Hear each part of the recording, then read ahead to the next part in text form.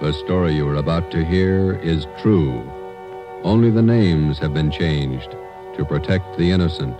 Fatima Cigarettes, best of all long cigarettes, brings you Dragnet.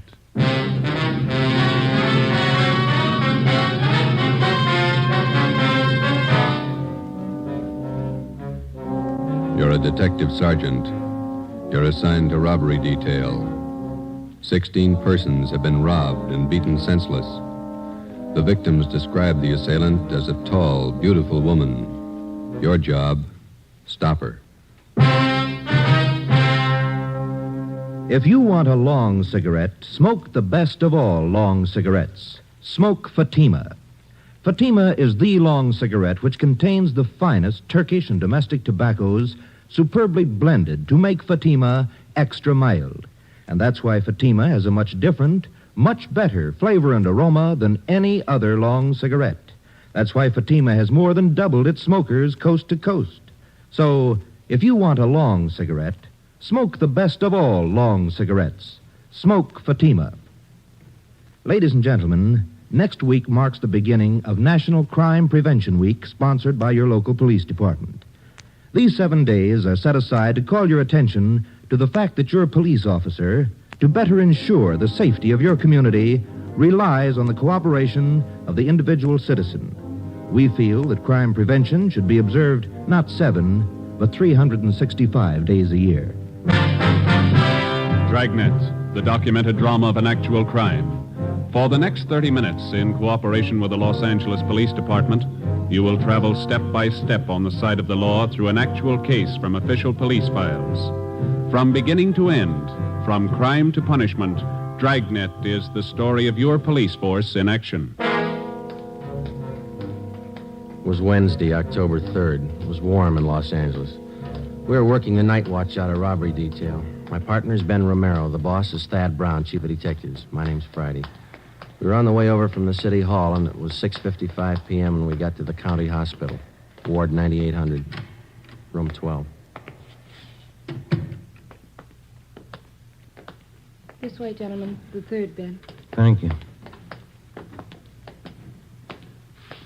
Here we are. Please try not to excite him, Sergeant. He's had a pretty hard time. Yes, ma'am. Thank you. Make your visit as brief as possible. We will, thanks.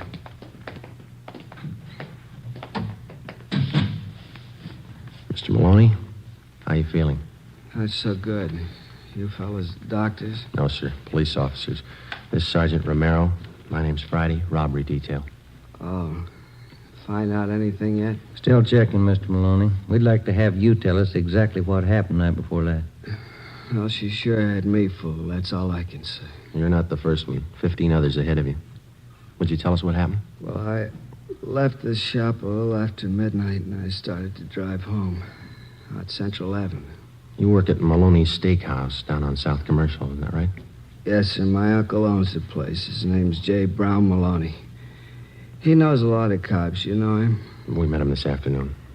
Could you tell us what happened after you left work? Well, I started to drive home out Central Avenue. I guess it must have been around 18th Street.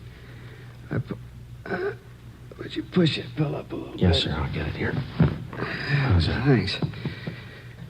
I pulled up for the arterial. I saw this gal standing on the corner. She was hitchhiking. Do you remember what she looked like, how she was dressed? Well, you know, kind of flashy, but nice clothes. Good-looking dame. Tall, long blonde hair. Beautiful eyes. You're sure about the color of her hair? Yeah, it was blonde. And you offered her a ride? I didn't think there was anything wrong in it. I'm a married man, you know. I didn't think there was anything wrong. What happened then? Well, she got in a car and we drove off. We talked a while and then she pulled a gun on me. Told me to drive up an alley. Where was that? Do you remember? Around 32nd Street, 32nd and Central. And then what? She took my wallet, watch, car keys, everything I had. Mm-hmm. And she made me get out of the car, lay down on the street. I felt her shove that gun again. Can you fix that pillow? Yeah, you bet. Just lie still here. There you are. I felt her shove that gun against me, and then she pull the trigger, I guess. That's all I remember. You don't recall her slugging you? Must have happened after she shot me. Her face looks pretty bad, huh? You'll be all right, Mr. Maloney. You think you would recognize the girl if you saw her again? I sure would. Nice looking, you know. Tall, blonde, beautiful shape. Doesn't figure, does it? What's that? She'd make more money on the stage than she would rolling guys like me. Must be crazy. Maybe. Would you look at these mug shots, Mr. Maloney, and see if any of these look like her? Let's see. Yeah. This one? No. How about this one here? No. Let's see. No. All right. How about this one? No, she was better looking. Well, here's the last one. I don't know. This might be her. The hair was fixed right. Maybe a little more makeup. I'm not sure. All right, Mr. Maloney. Thank you. We'll be back to see you in a day or so when you're feeling better. Okay. Say, my name won't be in the papers, will it? No, sir, not unless you give it to him. I was just wondering, a wife might not understand giving a girl a ride, you know? Yes, sir, we know. Well, thank you, Mr. Maloney. We'll be checking back with you later on. Okay, officers. I hope you get a line on that dame. We're going to try. Goodbye. Sure messed up, isn't it? Yeah. That dame's got some other motive besides money. Psycho. Some kind of a sadist, maybe. Yeah. Find out what you wanted, Sergeant. Yes, we did. Thanks, nurse. What'd the doctor say about Maloney? Is he going to be all right? Well, he had a severe beating, but he'll get over that all right. It's the bullet wound in the back. He'll recover, won't he? The bullet shattered part of the spinal cord. There was nothing the doctor could do. Yeah? Paraplegia. He'll never walk again. We left the county hospital, went back to the office, and got out a local broadcast for the woman whose mugshot Maloney had partially identified. Her name was Beverly Allen. She had a record of 3 arrests and 1 conviction of 240 PC, assault and battery.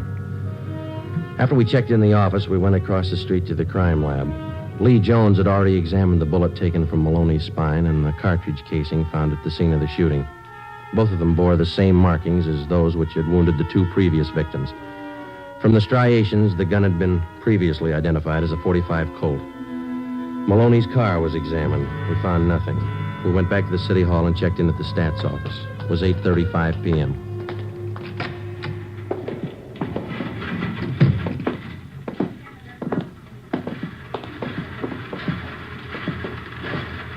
Hi, Ethel. Make that run for us yet? Just a minute, Sergeant. How you coming, Ethel? Fine here. Same old run. Went back 7 years on this one. Yeah, that's right. Did you get any more names? No few. Let me check the list for you. All right. You wanted the names and DR numbers on Caucasian women. 5 feet to 5 feet 8, 115 to 130 pounds, 20 to 30 years, blonde or brunette, assault and battery, M.O. Hitchhikes, rides, and robs drivers, uses gun. Yeah, that's it. Here's what the machine turned out, 19 of them. Good. Here are the names. The DR numbers opposite each one. Fine. Is there any new name? A few more than the last time. Anything else for tonight? No, that's it for now. Thanks a lot, Ethel. Let's go.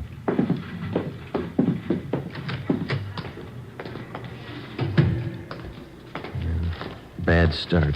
How's that? 17 of these names we checked and cleared already. And the other 2? Well, one's Catherine Collins. The other one's Beverly Allen. She might tie in. We got nothing else to go on.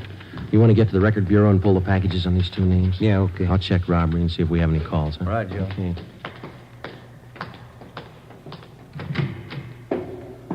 Hi, Captain. Any calls for us? Just one. Thad Brown wants to see you. Oh, bad mood? Kinda. Wants me, too. Let's go.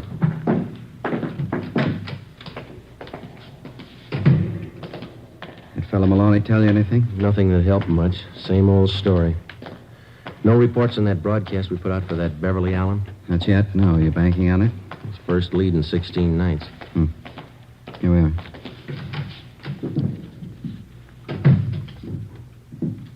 Walker, Friday, come in. How are you, boss? Sit down. Thank Take you. a look. Woman bandit gets 16th victim. Beautiful hold-up queen, robs, shoots, restaurant worker. Yeah? It's on the editorial page, too.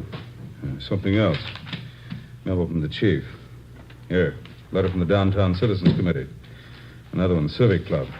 They all want answers. Men are doing all they can, Chief. We got 2 other teams besides Friday and Romero working the case. Special squad from Metropolitan Division. They're on it, too. I don't care what we've done. We got to do more. 16 nights, 16 robberies, and 3 shootings. 3 victims still in the hospital. When did we blow the whistle on her? We've checked out every possible lead, Chief. We got a warrant out on one suspect. We're checking out another one. Talked to that man Maloney, the one she got last night. Well, what did he tell you? Well, not much more than the other 15 that she took. Descriptions still don't match in one respect. Well, how do you mean? Well, in 10 of the 16 cases we've had reported, the victims tagged the girl hitchhiker as a blonde, long hair. 4 of them say she was a brunette with a short hairdo. 2 of them tell us that the girl had red hair, long. She's using wigs, that's what we figured. Checked every place in town where she could have rented or bought them. No leads. What about some of the bigger supply houses out of town? We've started in checking them. It'll take a little time. And you've got practically nothing on the woman. Same gun, 45 Colt. Lee Jones examined the bullet they took out of Maloney's spine. How's he doing? Not good. The bullet smashed his spinal cord. His legs are paralyzed. When do we stop her? Yeah? Romero? Hi, Chief, Captain. What have you got? Pulled the packages on 2 possibles in this woman hold-up thing. It's no good, Joe. Why not? What about that Allen dame? Jail in Kansas City? I called him. Been in for a month. And the other one? Catherine Collins. I checked Seattle. Been in the hospital up there for the past 3 months in TB ward. Where does that leave you, Friday? Right back where we started. No leads and no suspects. All right, Walker. Starting tonight, we cover every street and alley in the central area until we get that woman. We'll order up more men and more detectives from the Metropolitan Division. Right, Chief. Get out more decoy cars. Have the area covered from sundown till sunrise until further notice. Get that woman. Right. Come on, Joe. Yeah. Hot shot. I get it. A 211 shooting at Gatewood and Cameron. A 211 shooting at Gatewood and Cameron. Let's go. The name on his driver's license said William Gillespie. We found him 50 feet from the corner of Gatewood Alley and Cameron Street. His face and head bore the marks of a vicious beating. There was a single bullet wound in his left shoulder. He was conscious when we arrived. Chief of Detectives Brown, Captain Walker, and Ben checked the area for physical evidence. I spoke briefly with the victim before he was placed on a stretcher and carried to the ambulance. On the way, he lapsed into unconsciousness. I went over to where Ben was standing with Chief Brown and Captain Walker. Take a look, Joe. Captain found over there near the lamppost. Yeah. 45 shell casing, same as the others. How's Gillespie, Friday? Doc says he'll be all right. Badly beaten. Tough dame. She really works him over. Wonder what makes a woman do things like this. What makes a man do it? William Gillespie was taken to Georgia Street Receiving Hospital. The shell casing, which we had found at the scene, was taken to Lee Jones at the crime lab for examination. It compared with the others. Jones confirmed that the markings on the bullet, which had wounded Gillespie, matched those on the bullet which had been taken from Maloney's back. Both bullets had been fired from the same gun. The dragnet operation for the woman bandit went on. The men in the special detail covered every street and alley in the central area from 8 p.m. to 6 a.m. the following morning. During the next 5 days, 11 suspects were picked up and brought in for questioning and then released after the victims failed to identify any of them. Well, at least we got her stopped temporarily. She hasn't pulled a caper for almost a week.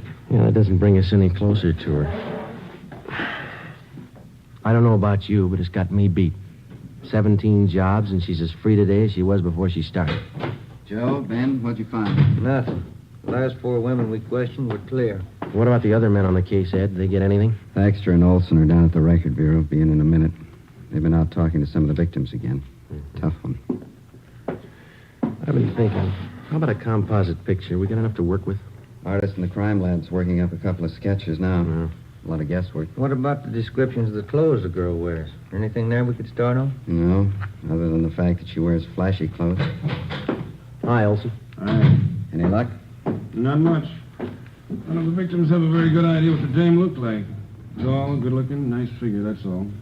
Nothing out of the ordinary, huh? Well, some of them said she had kind of an unusual voice. Soft, low. It's about all they could remember. It's not much help. She's been described in 3 different outfits, is that right? Yeah, green dress with a pink coat, white dress, dark blue jacket, bright red sweater, and a brown skirt. Always carries a dark brown alligator handbag. Shoes to match. No hat. Not much of a wardrobe, is it? Maybe that's why she took up robbery. Now, look, let's get on this thing. We've been chasing this woman for almost a month now, and she's still got the run of the town. How long's it going to take us? If we only had a lead that was worth something. Find it. It's there someplace. I've never reached a thief yet without digging for him. Now I'll get it. Robbery Olson. Yeah. Right, Andy. I'll tell him. Anderson and burglar Joe wants to see you and Ben. Thanks. Captain? That's all. Come on, Ben. Yeah. I'd like a day off, wouldn't you? We'll get one when we get this dame. Right, Ed.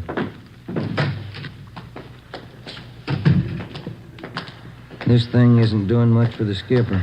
It's not doing much for our time off either, is it? That fire department's got the racket 24 hours on, 24 off. Mm-hmm. Sometimes they get 3 days off in a row. That's what you keep telling me. Here we are. Joe, Ben? Andy, what do you got? Checking back on a job out in Hollywood. Heard you were having troubles, came across this thing, thought it might help you out. What's that, Ann? One of the picture studios had a burglary about a month ago. The thief got in the wardrobe department, then next door in the makeup. Mm-hmm. Yeah, let's see. Here's some of the stuff taken. Dress, coat. Oh, here, you can read it. Okay, thanks. Mm-hmm. Red sweater, brown skirt. Hey, look down here, Joe. Where? Right here. Oh, yeah. Took 2 makeup kits and 4 wigs. 2 blondes, 1 redhead, 1 brunette. That's it. Any leads on this job? Not so far, no. We got one thing to go on, a single footprint, size 9. Pretty large size for a woman. I didn't say it was a woman. The print was made by a man's shoe.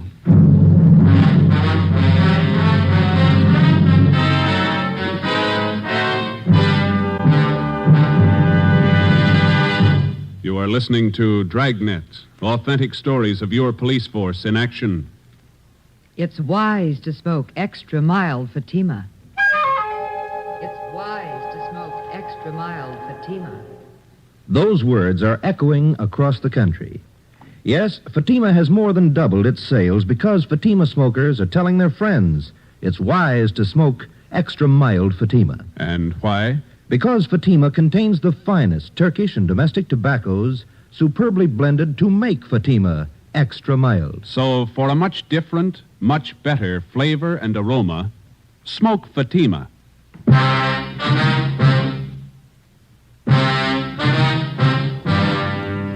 One of the most popular misconceptions of the working detective as offered by the fiction writers is the picture of a man with amazing talents for detecting evidence, analyzing human behavior and motives, and then, almost as if by magic, fitting all the pieces together to form the solution of the crime.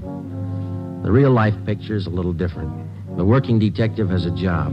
In a sense, it's a practical and down-to-earth job as baking bread or practicing law. It's his job to protect citizens and apprehend criminals, and it's a job he doesn't do alone.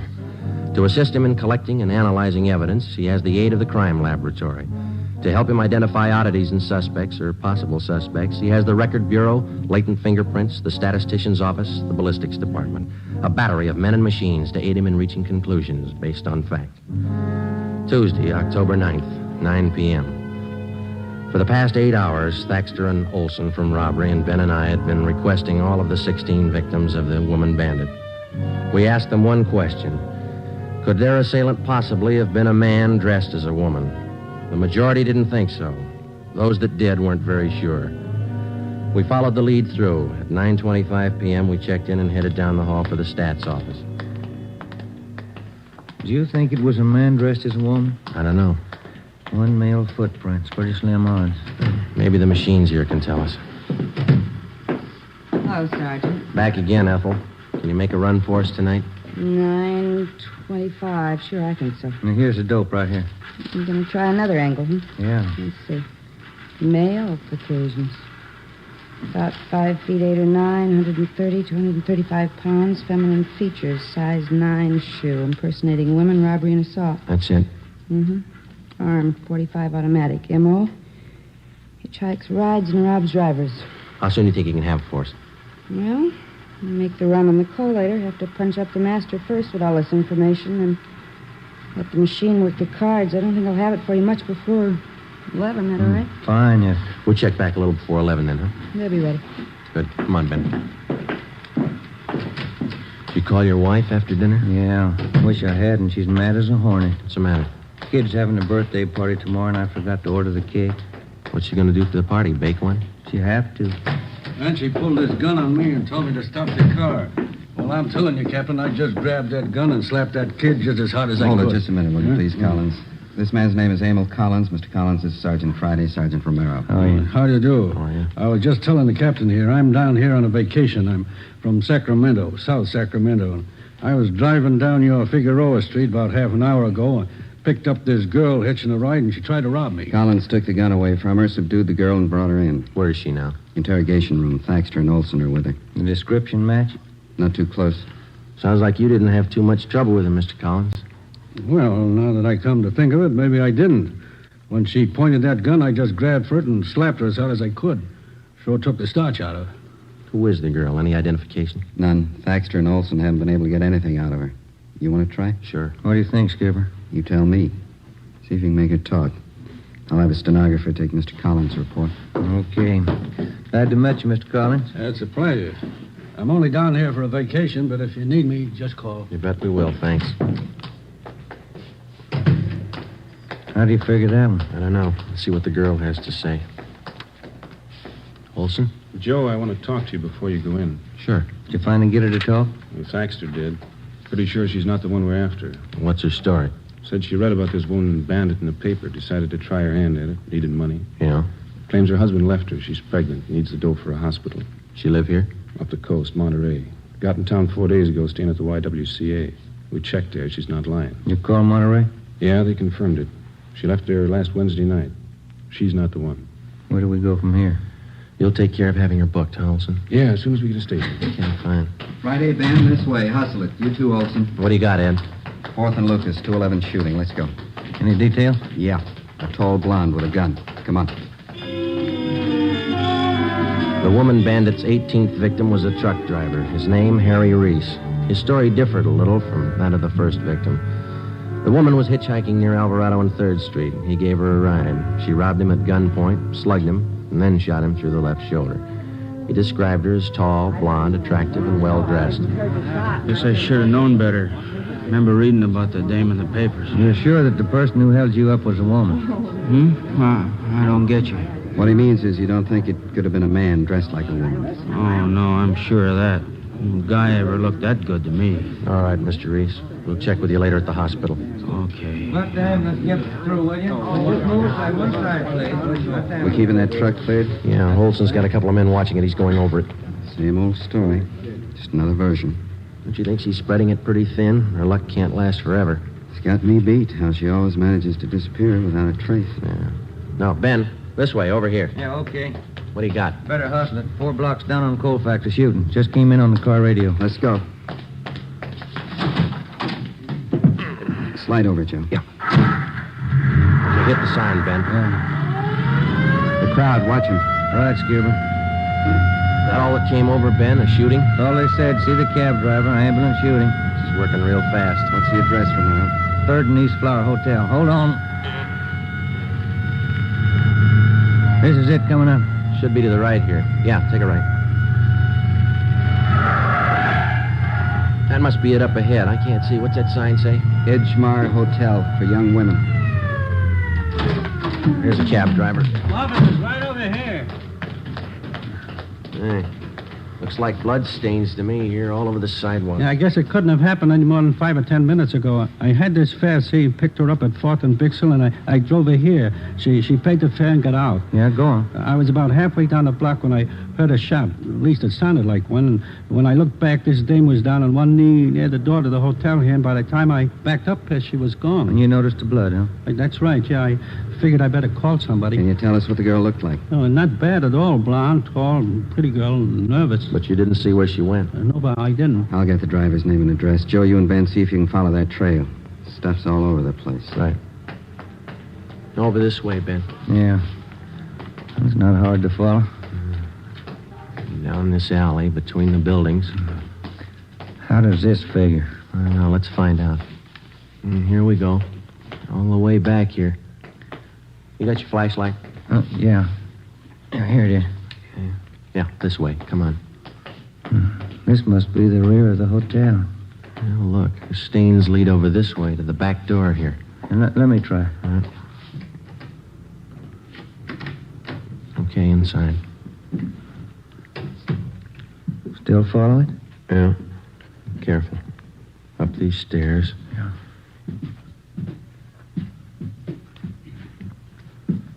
Second floor.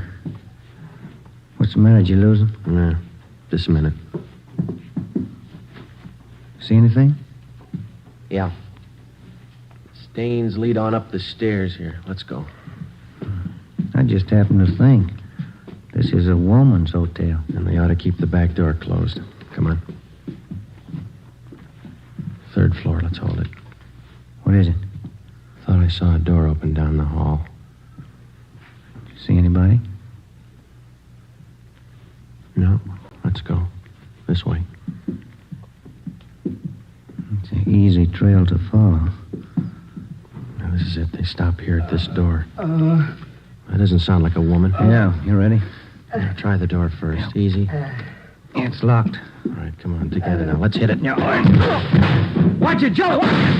All right, you. I got the gun. Yeah. Oh, we found what we came for. Look. Still got the clothes on. Blonde wig, makeup, everything. Please, help me. My leg. Call an ambulance. It's on the way. Take it easy. Have a look, Joe. The wigs, full makeup kit, clothes, living in a woman's hotel, the works. It was an accident. You never would have got me. I dropped the gun. It went off. You never would have got me. Yeah, that's right, mister. It was an accident. You better get the boss in here. I'll stay with Glamour Boy. Yeah, okay. And Ben. Yeah? Leave the door open, will you? House rules.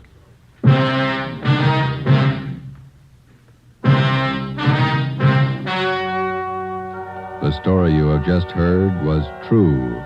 Only the names were changed to protect the innocent. On January 14th, trial was held in Superior Court, Department 79, City and County of Los Angeles, State of California. In a moment, the results of that trial. It's amazing how many long cigarette smokers are changing to Fatima. Here is the actual report. From coast to coast, Fatima has more than doubled its smokers. Yes, more and more smokers every day are discovering that Fatima is the best of all long cigarettes. Smokers find Fatima has a much different, much better flavor and aroma than any other long cigarette. They find that Fatima is extra mild because it's the long cigarette which contains the finest Turkish and domestic tobaccos superbly blended to make it extra mild. Enjoy extra mild Fatima yourself. Best of all long cigarettes. The welfare and security of your home and your family is a subject of national importance next week, National Crime Prevention Week. The efficiency of your local police department is dependent upon your attitude toward your police officer. Not just 1 week out of the year, but every day in the year. He wants your cooperation. He needs your cooperation for the enforcement of your laws. Help your officer to help you to live in a peaceful, orderly community. National Crime Prevention Week costs you nothing, just your cooperation.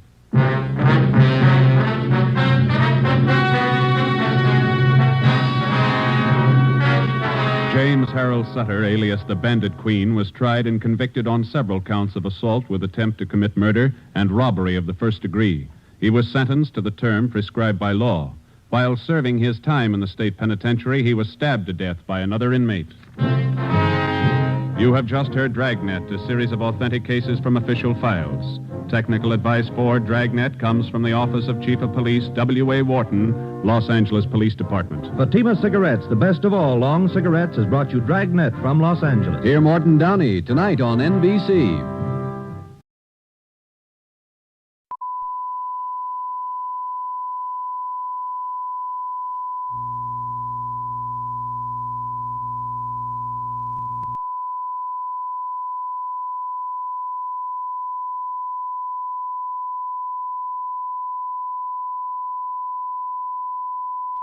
Check, testing, 1, 2, 3. Ah, fuck it.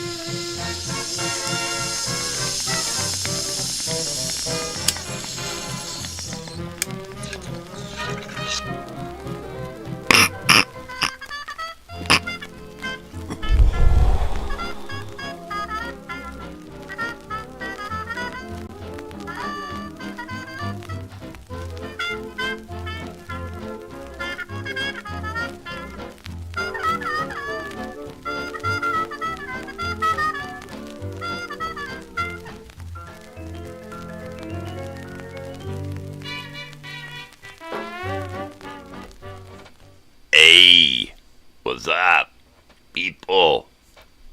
Good morning. How are we today? I'm gagging on a bong load.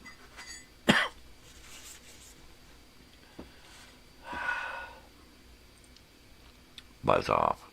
That's what my cup says, buzz off.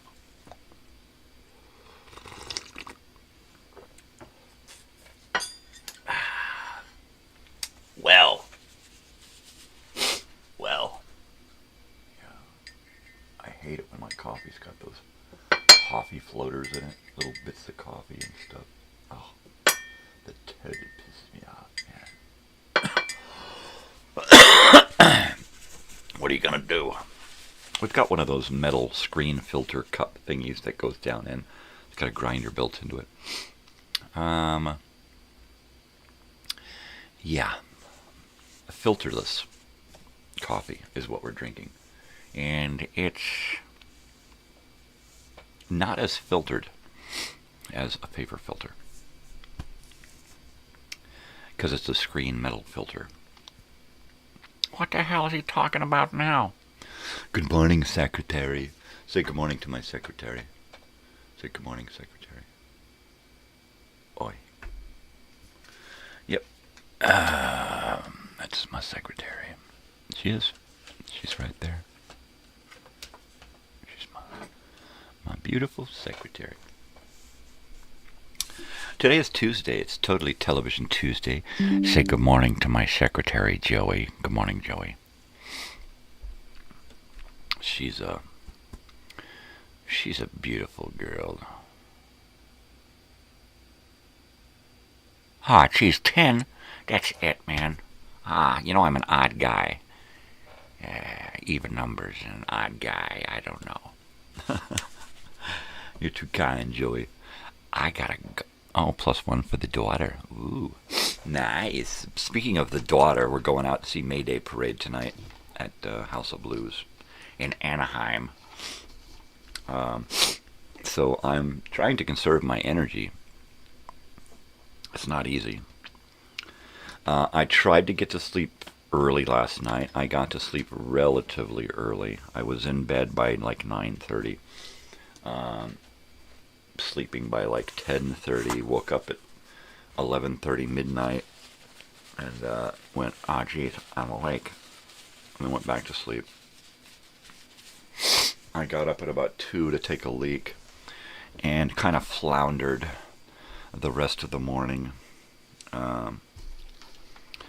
By 3:30, I was looking at the clock. I was thinking, what time is it? What time is it? What time is it? What time is it? And that was a bummer. So I lost a little sleep, just not being able to sleep. So my plan, hopefully this will work. My plan is to get done here and go lay down for a couple of hours. Get up, take a shower, get things packed for the evening. And then we're going to go to school. My daughter's got to go to a class today and do some schoolwork. And then from there, we're leaving to go to Los Angeles. Mainly because we got to get there, by 5 or 6, and she gets out at like 3:45. So we got to hustle. We got to shoot on down the freeway. Disneyland, House of Blues, is downtown Disney, Disneyland, California Adventure, so the parking is easy. It's a Tuesday, so it should be relatively easy. School is still in session. It is vacation time, so there's a lot of people from, different parts of the world vacationing right now. And so Disneyland, California Adventure, downtown, it's always busy. It's always busy. So I haven't been to House of Blues yet. I've been all over Disneyland, California Adventure, downtown Disney. We've been in all of the shops, eaten at a few of the places there. We went there back in the 90s, 2000s, when it was just getting started, and used to go there and hang out and drink at the there's a little bar in the middle of downtown. It's a fun place. I'd like to go and stay for a couple of nights in their California Adventure Lodge thingy. That would be fun. I'd like to do a room that looks out over downtown Disney. It's probably too expensive to get one that looks out over both parks up high, or one that looks over California Adventure. I'd settle for downtown Disney. Hey, what's up, dudes? We're partying, we. But, yeah, that's probably not going to happen anytime soon. Yeah, I try not to dwell on things that aren't going to happen. Like, I doubt I'll see my brother again. He's on his way to, Florida. My brother's on his way to Florida for his wife's, a wife relative thing going on there. Yeah. I think it was a graduation or something, a wedding. I think it's a wedding. That's it. It's a wedding. I know I invited my brother and his wife out for my daughter's graduation. Didn't happen. In fact, I've invited them out at least 3 or 4 times. You know, all expenses paid. You know, a free place to stay. I'll fill the fridge full of food. Nothing. So, there you go. So that being said, I might see them on reunion. They've probably used up their reunion trip for this, so I may not see them for the reunion now. I don't know. Like I said, I try not to dwell on stuff. It is what it is. You know, it ain't nobody's fault but mine. It is Television Tuesday today. +1 for your daughter. I wish you were my +1. Yeah. Anywho, this is why I don't talk about family, because I get maudlin.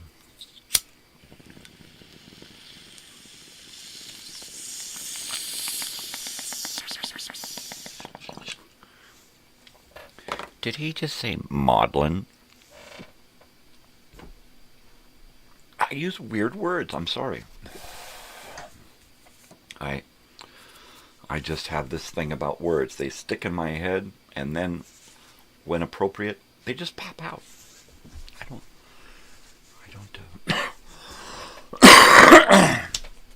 don't try to control it. All right, that bong hit got me.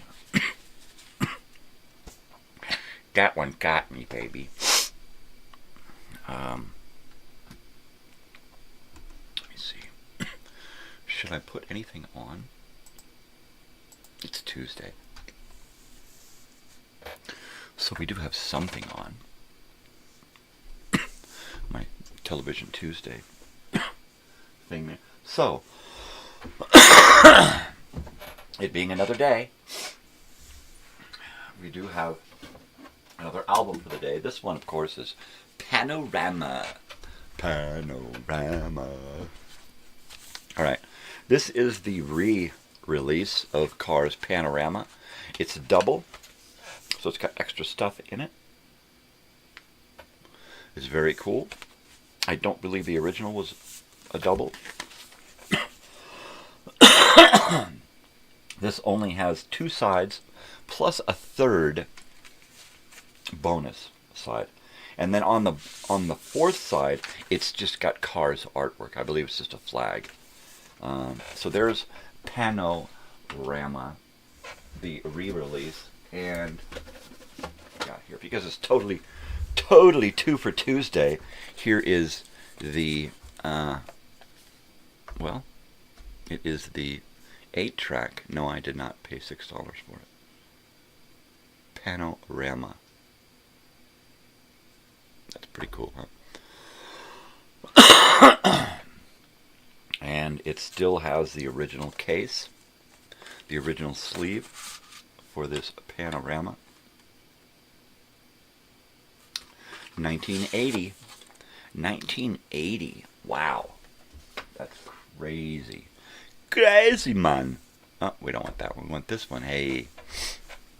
So Cars, Panorama is the album for the day. Check it out. It's awesome. Let me cruise over here and see if I can find it. R.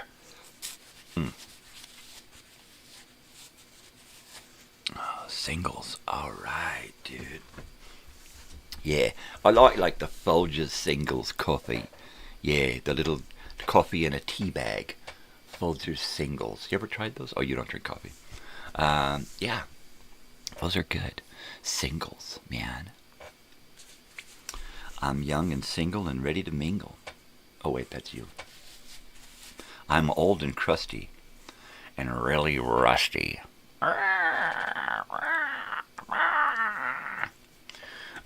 Yeah, let me go here to the old tuber, to the tubeski, the tubeness, the tuberonius, the tubeness. Netflix cancellation of 4 shows. Well, I wonder what 4 shows those are. Let's just take a peek. We're just going to take a quick peek.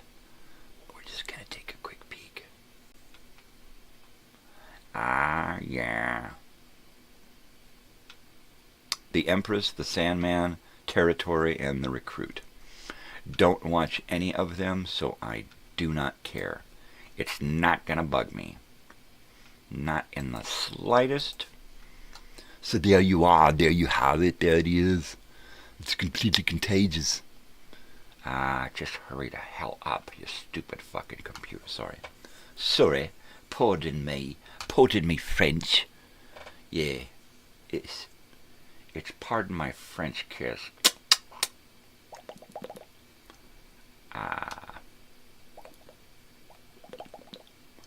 Let's see. No, not create. Search. Cars. Panorama. Full album.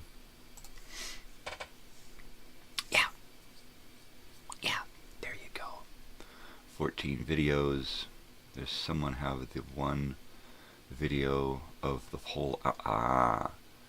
There you go. The Cars Panorama Full Album 1980 Vinyl Rip from Russ Childers.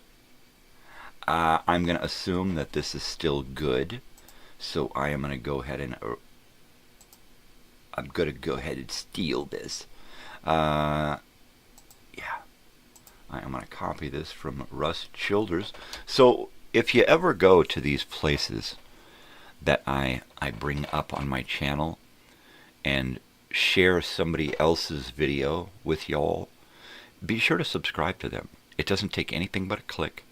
You don't have to watch their videos. You don't have to do anything. But it's just a nice, polite way of kind of paying to watch the video. You subscribe, and that helps the YouTuber, the tuber, whether he does this thing or not, right? When I get to Russ Childers, I get to subscribe to Russ Childers. Then we get to go back, and then we get to my channel. Why am I whispering again? Why the hell am I frickin' whispering again? Alright, I'm going to go to my live feed here. I just turned off the mic, so I don't have to hear myself. Jeez, talking to myself. That's happening in here. The headphones. I'm always listening to myself, talking to myself. It drives me nuts. It drives me crazy.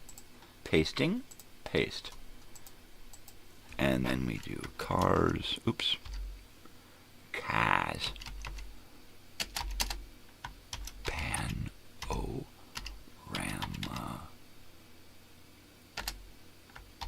1980. Full album. There we go. Right there. All right. Thank you, Russ Childers. Stop on by. I hope you stop on by and hang out and subscribe. That's the way to do it right there, buddy. Yeah, so check out. Have you heard Cars Panorama 1980? Check it out. It's really good stuff. It is really, really good. I really like Cars, the original album. It is really good. And then everything after that, it just kicks ass. Yeah, till about halfway through the 80s. And then about halfway through the 80s, by then everybody is making music to fit a music video concept, right? So let's do this video about, all right, let's write this song that's got all of these ideas in it for a music video. And that happened to so many bands. It became really, really sad to listen to them. So much so that by the 1990s, although it had strayed away from that, making songs specifically for a video concept, it mostly strayed away from that.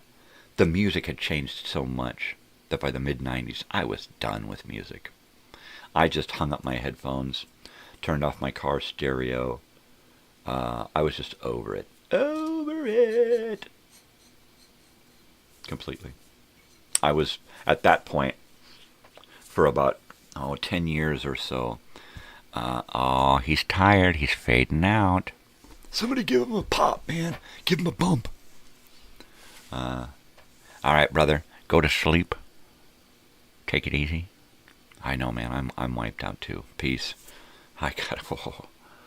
Love you, brother. See you. I'll see you soon. I'll see you tomorrow morning. Yeah.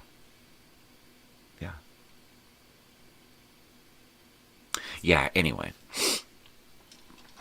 I forgot what I was talking about, but that's okay. It probably wasn't important anyway.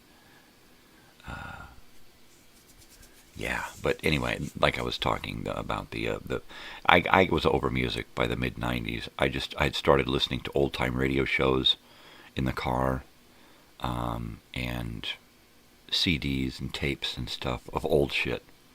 Because I just got tired of the new shit. The new stuff was like, what the fuck is that? Are you kidding me? This is stupid. And it just got, to the point where I was fed the fuck up with music. I was really just, I was over it. And I just had to say, you know what, I'm walking away. And I did. I walked away from music. I didn't even pick up my fucking guitar for 10 or 15 years. I mean, I was just seriously so over music, so frustrated with what had happened to the music that I grew up with. I mean, even the bands that I was into back in the 80s, who continued on into the 90s and even into the 2000s, most of those bands, while continuing to make music, just made some crap music, or it was just the same thing over and over and over. And I know there are some friends out there that I have that will hate me for having my own opinion about a few different bands that they love, and I love too.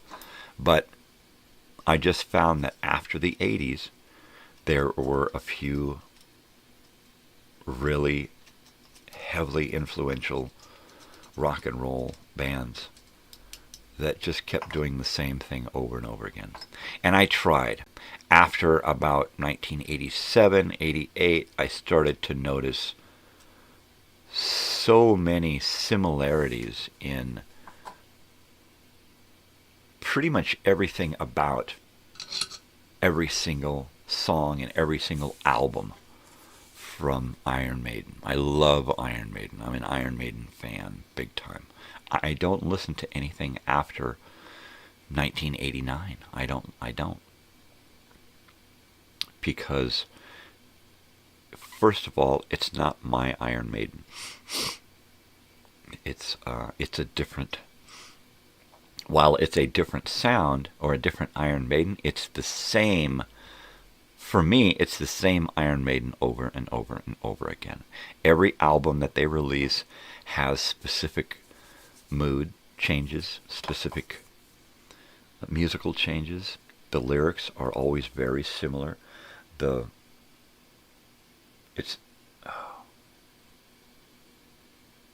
If I'm going to listen to something that is just the same. It's just a formula, basically. Steve Harris has a formula, just like Stephen King has a formula for creating his novels. Steve Harris has a formula for creating his albums. And he comes up with a concept, and then he follows a specific order. All right? There are certain changes that are always there. There are certain beats that are always there. There are certain tempos, certain times in a song where it reaches this kind of open air, and you've got this bass back there doing it, and it's I mean, literally, listen to every single Iron Maiden album back to back. Pick 2 random Iron Maiden albums from the 90s, one from the late 80s, one from the late 90s, and play them. And you put them side by side and play them side by side, and I feel that they would be very, very similar in their construction, and maybe that's just me, but people are out there saying, it's just you, man, you suck, fuck you. Prove me wrong, show me where it's different. When I started listening to Iron Maiden with their first album, that was my first Iron Maiden album, was Iron Maiden. It was a different animal. When Bruce Dickinson joined the group, the music changed with their third album, right? It changed because of Bruce Dickinson. With their fourth album, it changed again, right? Because they were still fresh together, I guess. I don't know why it was still a different album, right? By the time we get to Power Slave and Somewhere in Time, we're starting to see that formula take hold, and the songs are, we've got a slow song on this album, we got a slow song on this album, we got a slow song on this album. They're very similar in construction. We've got really couple of fast songs here. Same thing on all the other albums. Couple of fast songs. Yeah, it's just, let's do a song about a movie. Okay, let's do a song about a movie or a book, and then they'll do that. And that's pretty much on every album after, it's pretty much on every album, right? From the beginning is that thematic, let's do a song about a book or a movie, right? Murders in the Rue Morgue, is that their first or second album? Yeah, I mean, I'd have to go through the song lists for each album.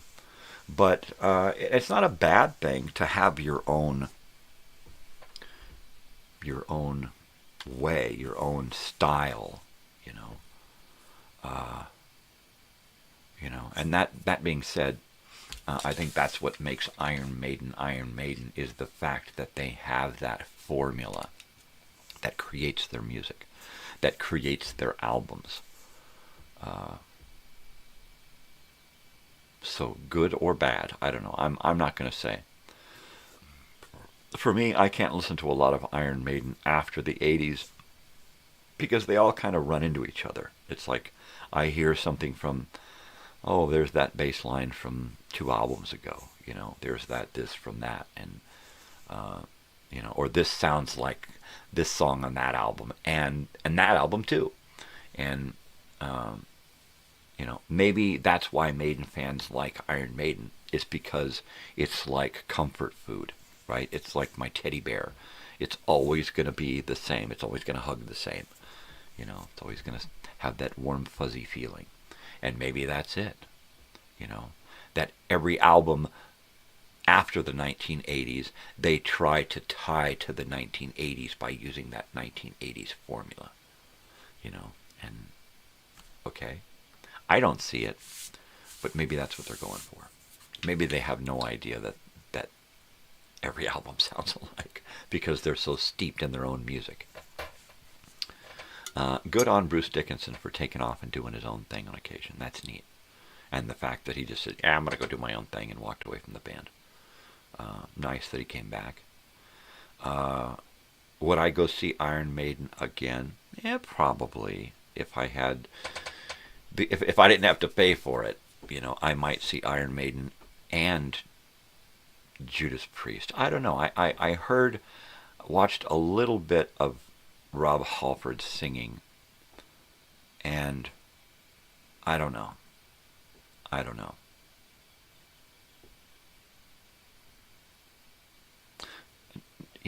It's not like nobody's going to want an old crusty fuck like me to get up and perform or do something, right? Nobody's going to pay for that. So you're paying for a past image, pretty much what you're paying for. You're paying for memories. You're paying to relive memories when you go see one of these old farts in concert. That's what I was doing when we went to see ELO. I was reaching back to something that I never was able to get. I was never able to go and see ELO back in the 70s or 80s. They didn't tour a lot. They weren't a real band, really. I mean, not since he took the band and they split up, right? And then ELO 2 went out on tour on their own. So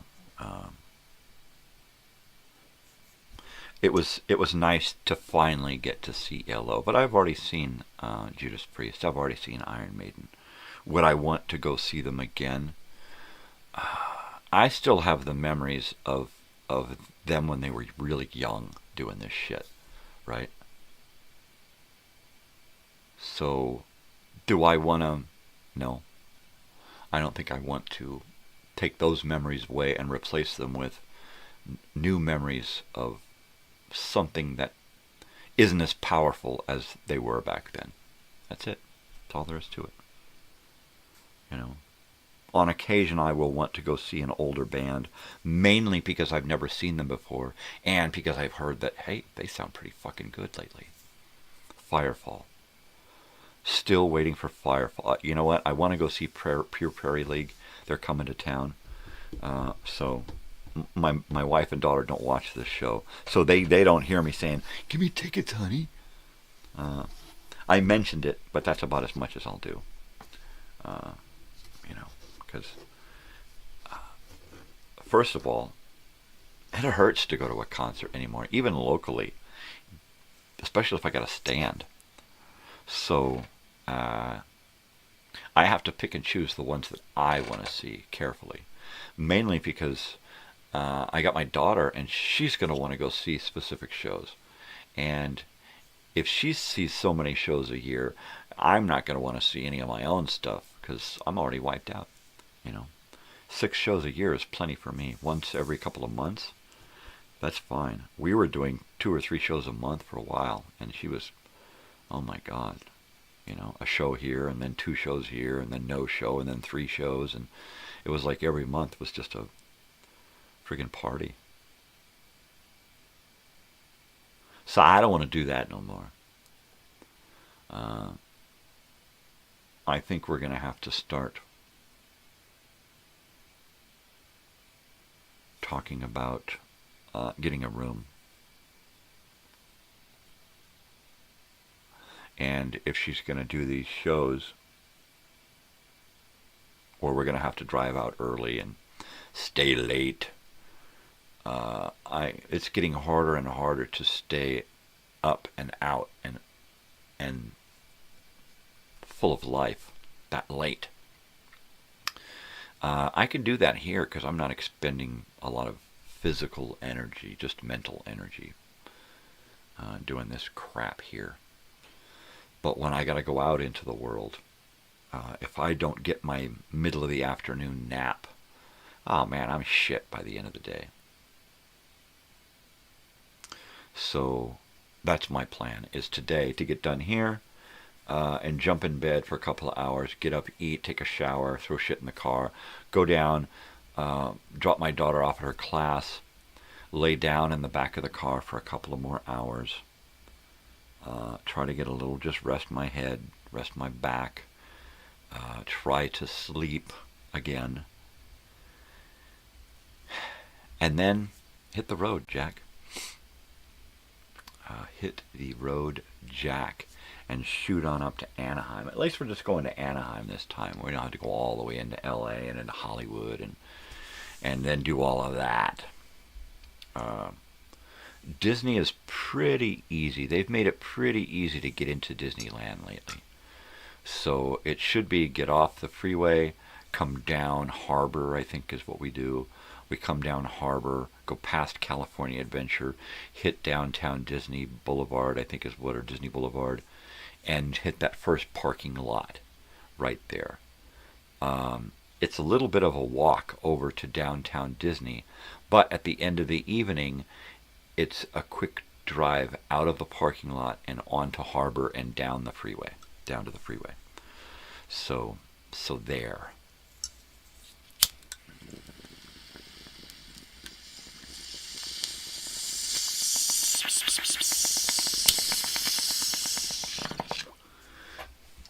Totally. I gotta heat up this coffee.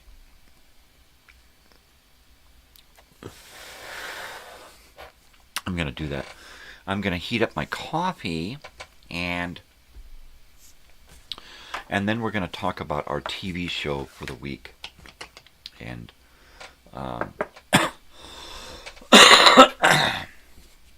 and that will be fun, because it is one of my most favorite one of my most favorite theme songs. And maybe I'll dig it up. All right, I will be right back. Let me heat up my coffee. Oh, I got a little piece of muffin here.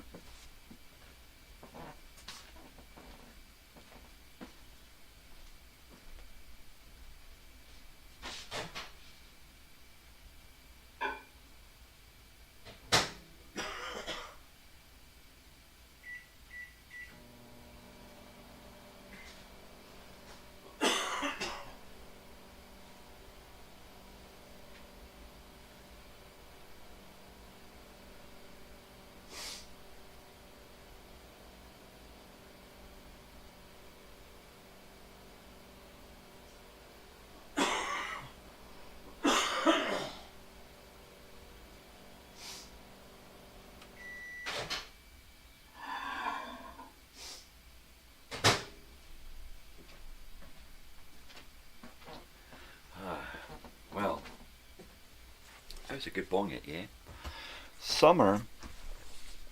Spring is in full bloom here. You know, big time. Some days it feels like summer. Some days it feels like the middle of summer. 90, 100 degrees out. And that was in April. And some days it like the other day, it rained. It rained for 24 hours straight. It just rained. It rained off and on, rain. I felt sorry for all the birds out there who are raising little chicks right now, because they're totally thrown. I mean, right now they should be. April showers are done. It's May, and they just all got wiped out from the cold and the rain. You know, and that's horrible. You know, not only are we fucking up this planet for ourselves, but we're big time fucking it up for everybody else that lives here. All the other little creatures. All the little creatures. Big and small. They're getting fucked.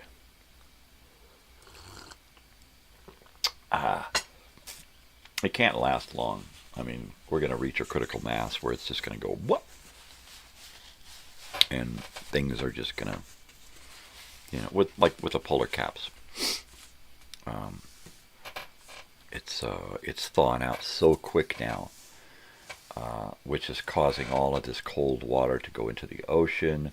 So it's like, well, we're not in a global warming. It's getting cold. Yeah. people don't understand science. They don't understand how the planet works. I barely understand it. And I'm more equipped to deal with thinking about, the environment than the average person. Because I've had to think about it. I've had to do research. I've had to, ponder and look at the facts. And the facts say that we greatly affect our environment. Whatever we do, wherever we go, we fuck it up. And the little creatures, they pay first. They pay for it. Whether we come in and bulldoze an area and destroy every living creature in that area, just so that we can develop something for humans. And it completely takes the nature out. Whatever we do, almost everything that we do, we completely destroy nature and remove nature and replace it with a big giant obelisk or a big giant brick, and that's all buildings are. They're just a big giant block, right? And it's so unnatural. Cities, homes, developed land. It's just so unnatural. It's horrible.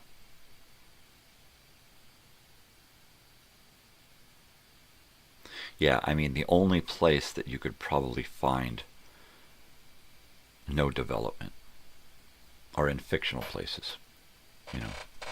Fictional, non-existent. Because we've pretty much eradicated most of the Aboriginal people on this planet. Most of the natural world is being gobbled up by development. Getting rid of national parks, federal lands, and giving it back to states is one thing. But when it's open for, well, who's going to run it? Well, we can sell it to a company. Okay, let's do that then. Let's start selling off these federal lands to companies who are going to run them as parks. But then again, if they own it, who's to say they can't say, well, we're going to run it as a national park, but we're also going to put some oil pipelines over here and some oil rigs and this and that, and we're going to pump out all the groundwater and bottle it up and sell it to the tourists. And it's never good. It's just never good. Yeah, Wonder Woman's Island, where they lived, that was a place that was untouchable because it was fictional. I wonder if there could be a place like this on the planet still. Not a place with Amazon women who have super strength and all that, but a place where things are the same as they have been for thousands of years, untouched by development. Is there still a place like that? I'm sure there are little pockets of Aboriginal humans still. In the Amazon, there are a few, but I'm sure they'll get rid of them soon, right? All good things must come to an end. Wonder Woman is the topic of the day, so I will display these here on the desk. And this is Wonder Woman, the DVD collection, the full series. All right. And they started the show in the 1940s during World War II, and then they rebooted the show a second season in the 1970s, and these two take place in the 1970s. I bought these DVD sets back in, I want to say 2006, about 20 years ago or so. I bought these.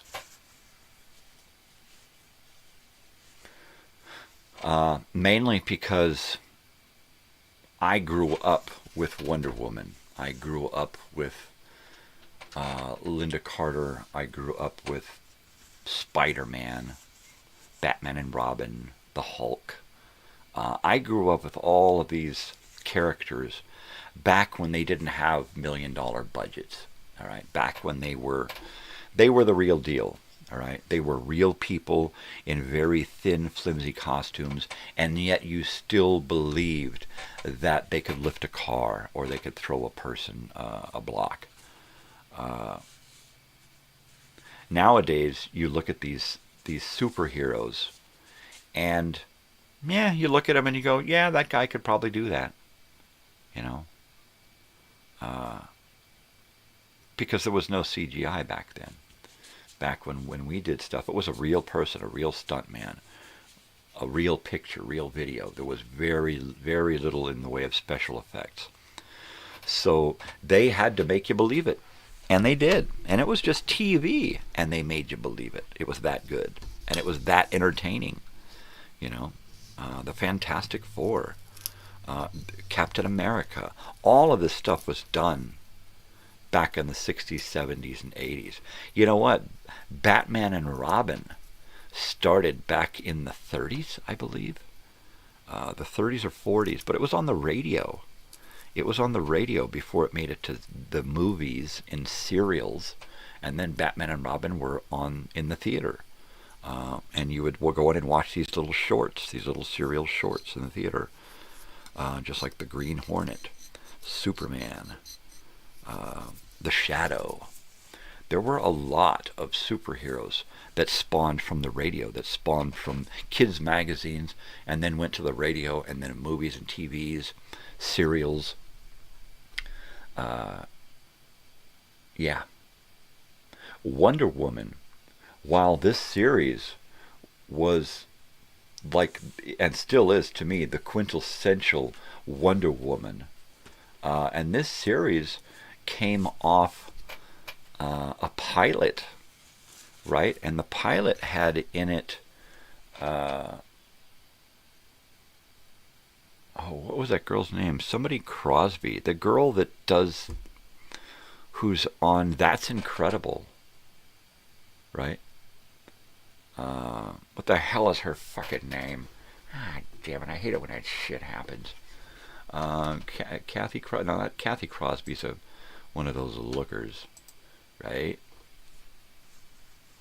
Let's see, there's IMDb, and then that, and I'll just go That's Incredible, I guess, because I think that's where she's from. Somebody Crosby, Kathy Crosby, not Denise Crosby. Is it? I don't know. That's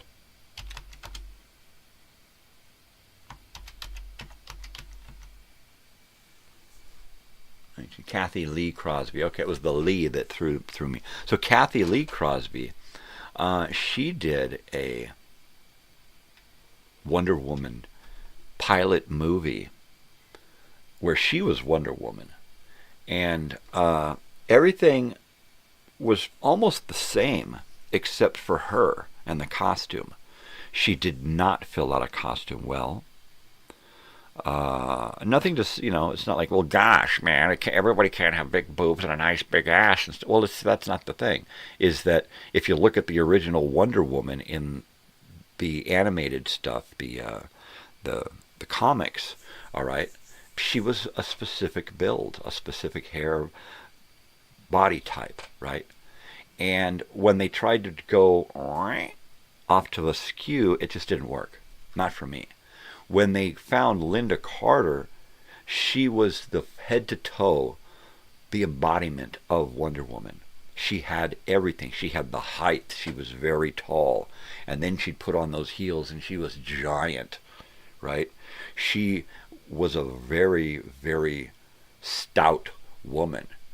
But she was also very, very attractive and very voluptuous. She had a lot of curves. But if you look at her, stand Linda Carter as Wonder Woman next to the comic version of Wonder Woman, all right? It's like somebody drew Linda Carter. she's that perfect for the role. So, yeah, good on them for finding Linda Carter for this.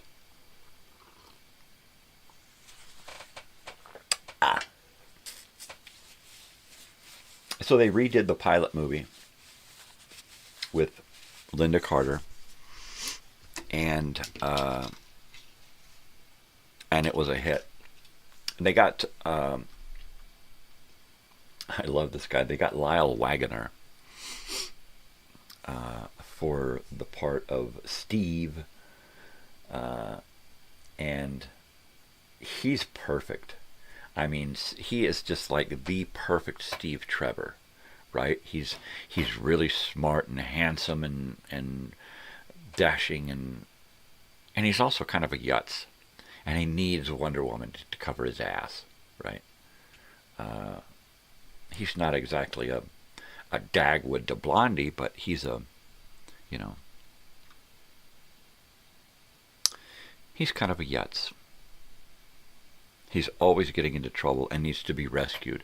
Of course, he's the super guy, you know, and well, thanks, Wonder Woman. You know, I could have taken care of this on my own, but thanks a lot anyway.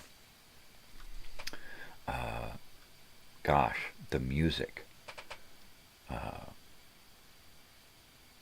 Wow.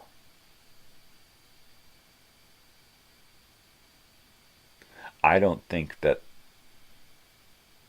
there is a better theme song out there.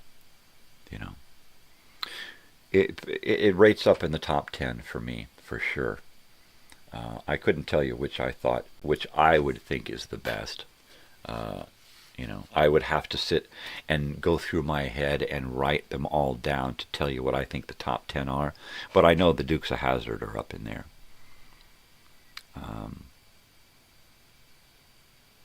Yeah, and while Star Trek themes are really cool, they got to have lyrics in order. For me, a good theme song has to have some lyrics, and it's got to get you pumped up, right, for the show. So by the time that theme is over, you're like, yeah, let's wreck some cars, you know. Yeah.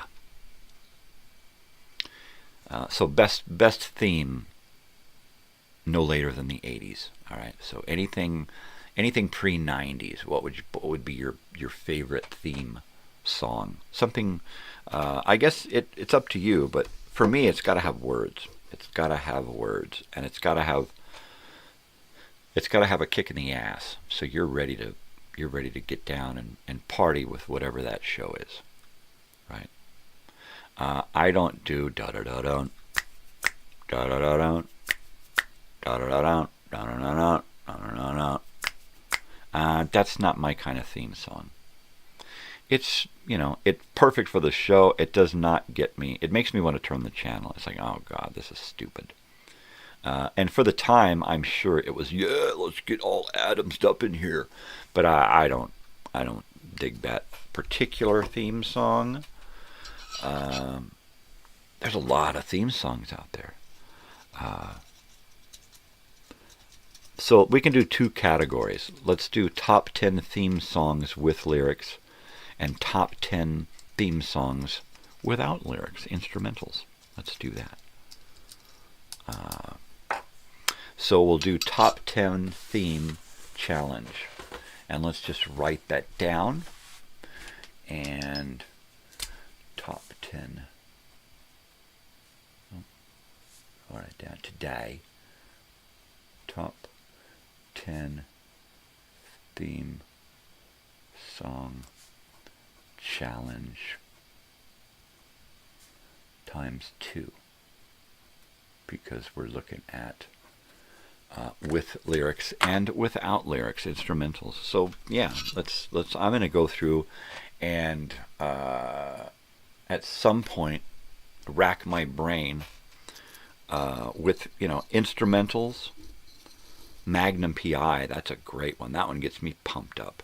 The original Magnum. I'm talking pre-90 or pre-90s, yeah. anything from the 80s, 70s, 60s, anything from TV on up through until like 1989. That would be the cutoff point. Cheers. Cheers would be in my top 10, I think, right? Because that one gives you an overall feeling of exactly what they want you to feel. So that's a good one. I like that one. Linda Carter. She did a lot of crazy stuff with this show. She had a fantastic stunt person or stunt persons. I like how they start the series in the 1940s, right? And then move into the 70s with the second season. I think that's so freaking awesome. She helps them win the war, and then she leaves, and she goes back to the island and fades away. And then it's like, oh shit, you fuckers. Now what are you doing? We're in the midst of the Cold War, and she, you know, and there's all kinds of evil villains afoot, you know. Lyle Wagner is phenomenal as Steve Trevor, and then comes back as Steve Trevor again, you know. And that's freaking hilarious, you know. And it was what, his uncle was the original Steve Trevor? Of course, they look identical, so go figure. But he would be the only one to have any knowledge, really, of the past Diana Prince with this new Diana Prince. So, yeah, I'm a guy who likes an attractive woman, but that's not why I like this show. Because I'm not like overtly attracted to tall women, large women, women with large breasts or large voluptuous areas. I'm just, you know, I like small, demure, petite, that kind of thing. Yeah, see, look, now you get this, you know, let's take a look at that. Now that's pretty cool, right?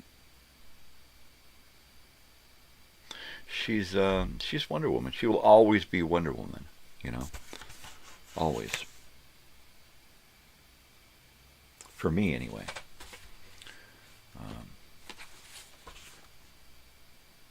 Yeah.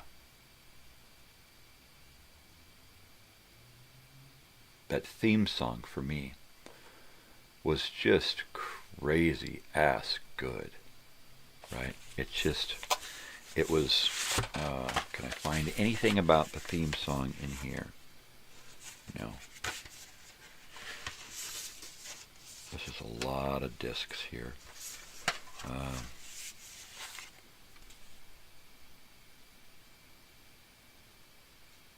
Just beautiful. Anyway, the TV show here happened from 1977, 76, 77, 78, 75, 76, 77, 78. 79, perhaps? And 79, perhaps? Yep, 78, 79. So from 75 to 79. I like that it started during, its first season was during the bicentennial year. And that's pretty cool for me because that's one of my favorite years. Not that America really had much to celebrate other than it was still around. Because America had really gone through a lot of horrible periods in its short 250 years back then. But I think we'll celebrate America's bicentennial this coming July 4th.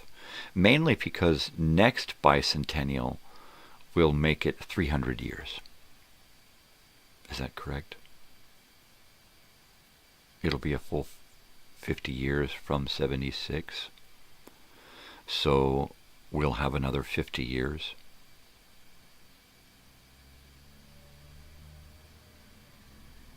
And if we look back 50 years from now to when I was a kid, how many people had to look back that much, 50 years, in order to get to the Civil War, in order to get to the Battle of Hate? How far, how many people does it take to leap on the shoulders back 50 years at a whack? Because I think back 50 years and I'm like, wow, if I had gone back 50 years from when I was a kid and time traveled back 50 years, that would have put me back, let's say, in the 30s, right? In the 1930s. And then somebody from the 1930s going back 50 years would have been in the Civil War,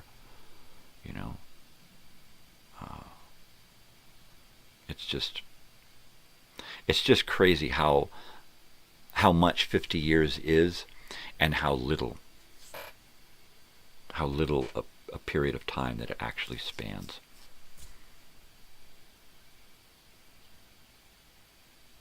So next year will mark America's 300th birthday. No, I'm sorry. We're bicentennial. It'll be 250. I'm sorry. So what do we call 250? 250 years. Because 2076 would be 300. I'm sorry. So we got 250 years. 250. What's that called? Bicentennial? Bisesquicentennial? I don't know. What the fuck is it called? What the hell is that shit called? I don't know. Beats the hell out of me, sir. I don't know, sir.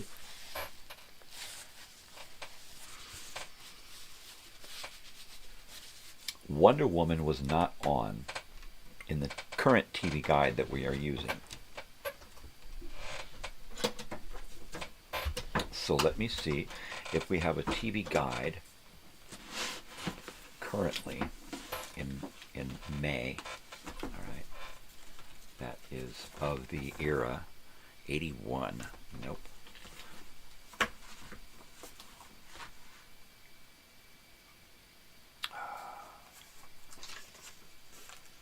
'78.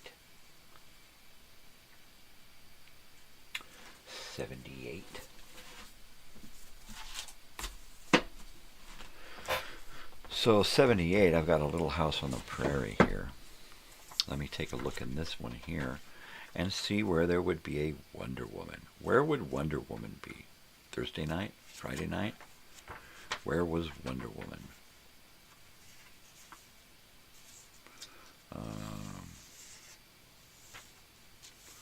There's Thursday night.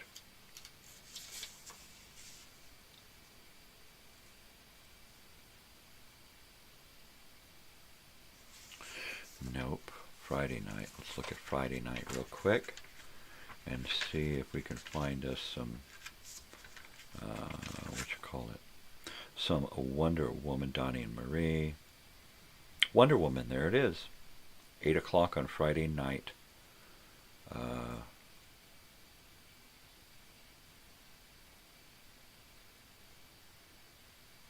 There we go. I don't know what season it's from, but it's a repeat.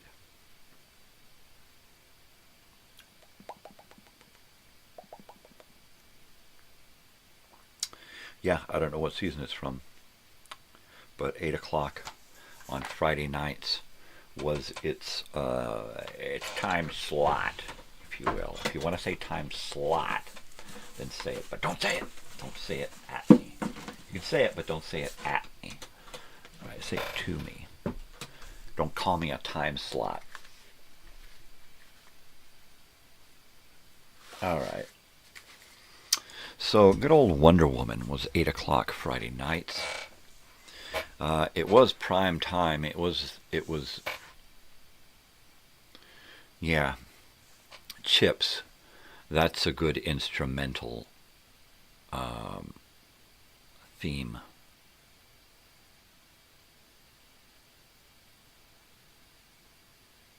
I don't even know if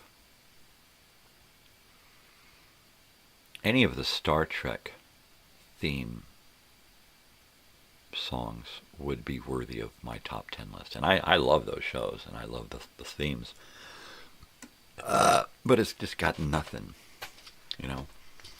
It's got Deep Space Nine is you know, they're all kind of mellow. Next Generation is a good theme, but it's not, you know, it's not sit down and crank up and click the pedal like on Chips, man. You're like, yeah, let's get pumped up. Let's go arrest some cocaine dealers. Come on. Mm-hmm. Right? Right? Yeah. Right. Well, it is 6 in the a.m. here. It is May 6th, 2025. 6 a.m. on the Pacific West Coast here of Southern California in this here United States. Just joined to this United States. What are you going to do? You know, hold on. That's about it. Just hold on. Hold on tight. You know, and get ready to run. That's all you can do. Persecuted to the ends of the earth. Yeah. Old Ace here, the holiday chicken. After Halloween, he still won't give up that mask. You know, those kids, they just won't give up the mask. So, you know, sure, let him have it. I wish I had a mask when I was a kid. I had to just create a mask with humor. I hated being the funny guy. I hated people laughing at me. But it was better than them bullying you and mocking you and, you know, fucking with you, making you feel like shit. So you make yourself feel like shit first, so they ain't got a chance. That's how that worked. I don't like to be the funny guy now. I am, because it's just who I am. You know, I love to sit and make my wife and daughter laugh. On occasion, I love to sit and make a friend laugh. But all in all, it feels like performing, and I just hate that. So I don't. There you go. So let's read from the TV guide that we're reading from this week, because it is from May 5th to May 11th, and I believe this year is, what the hell is the year? Let's get to a page with the year. 1973. 1973 was a big year for me and my family. We were living in Sierra Madre at the time. Sierra Madre Canyon in California, right near Pasadena and Mount Baldy. And it was a little counterculture hippie community. And we lived there from like 1971, 72 on into like 1974-ish. Maybe closer to 1975. It was like after Wounded Knee. We just couldn't stay there any longer. It just became too unbearable. There was too much surveillance going on, right? Constantly being spied on. So we bailed. And it could have been the FBI, CIA, that early form of Homeland Security type stuff, or it could have been, it could have been the DEA for all I know. You know, my parents were so fucking into drugs and shit. So it could have been any number of things. It could have been something that they never wanted us to know about and made it appear to be this other thing.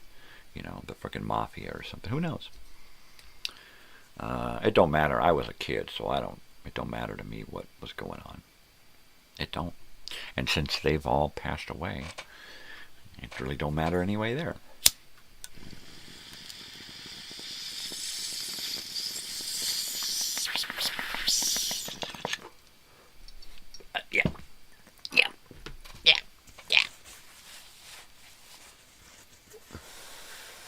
some point today I'm going to pick up some buds for this evening. At some point today I'm going to get my crap packed up for a trip to the city. Basically, I like to take this denim bag that my wife made for me. Okay, I said, honey, make me a bag like this. And so she did. So here's my denim bag. And it's got an over-the-shoulder strap. Just over-the-shoulder strap, right? She made one of these before, and we had a thinner lining on the inside. And it was great for the time I was in college for 2.5 years. After that, it started to deteriorate on the inside. So I had her make me a new one because I wanted a bigger bag and I wanted some changes. So this particular bag, let me put Wonder Woman aside here. And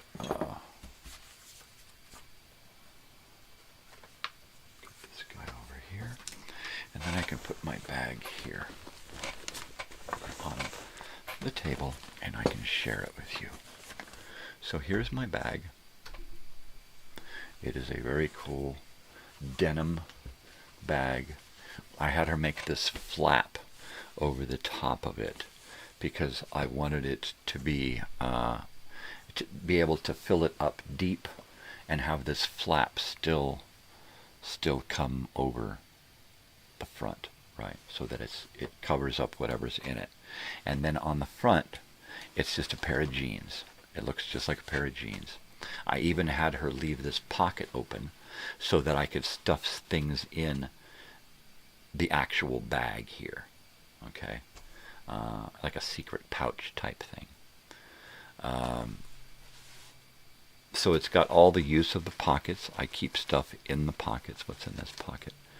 Neosporin and a little bag of Band-Aids and an eraser and a lighter, and I just keep things that I need. This one's got a pocket knife here. It's got a coin thing here, and this has got a construction pencil. It's got some what do you call it? Sunblock. It's got some change. Put this in the coin purse. All right. So then, if you look inside, it's just a disgusting mess, like a woman's purse, right? I got some toilet paper, a chocolate pudding, a hat. So basically, I said, okay, I need a big pouch to keep things like a tablet or a notebook, right? So that I can keep it off to the side, books, that kind of stuff. And then I need a big pouch in the middle just to put everything. And then I need 2 little pouches along the side. There's some body spray. And then over here, this pouch is big enough, just big enough for a small paperback book, which I always keep a paperback book with me wherever I go, so that if I'm waiting someplace and everybody else is on their phone, I pull out a paperback book, and I'm like, you know what? This is how we used to do it. You know, we used to learn something or entertain ourselves. You know, way back when. So this is the back side here, and I put a belt on here, so I've got a place to hook stuff.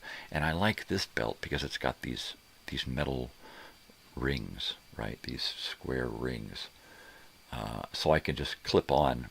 What do you call them? One of them carabiner type things, right? So I've got then that allows me to put on a knife. So I got a little mini buck knife here, a little thing in here with my business cards. I like that it's got back pockets. I can just jam my phone in here and not have to have it on me.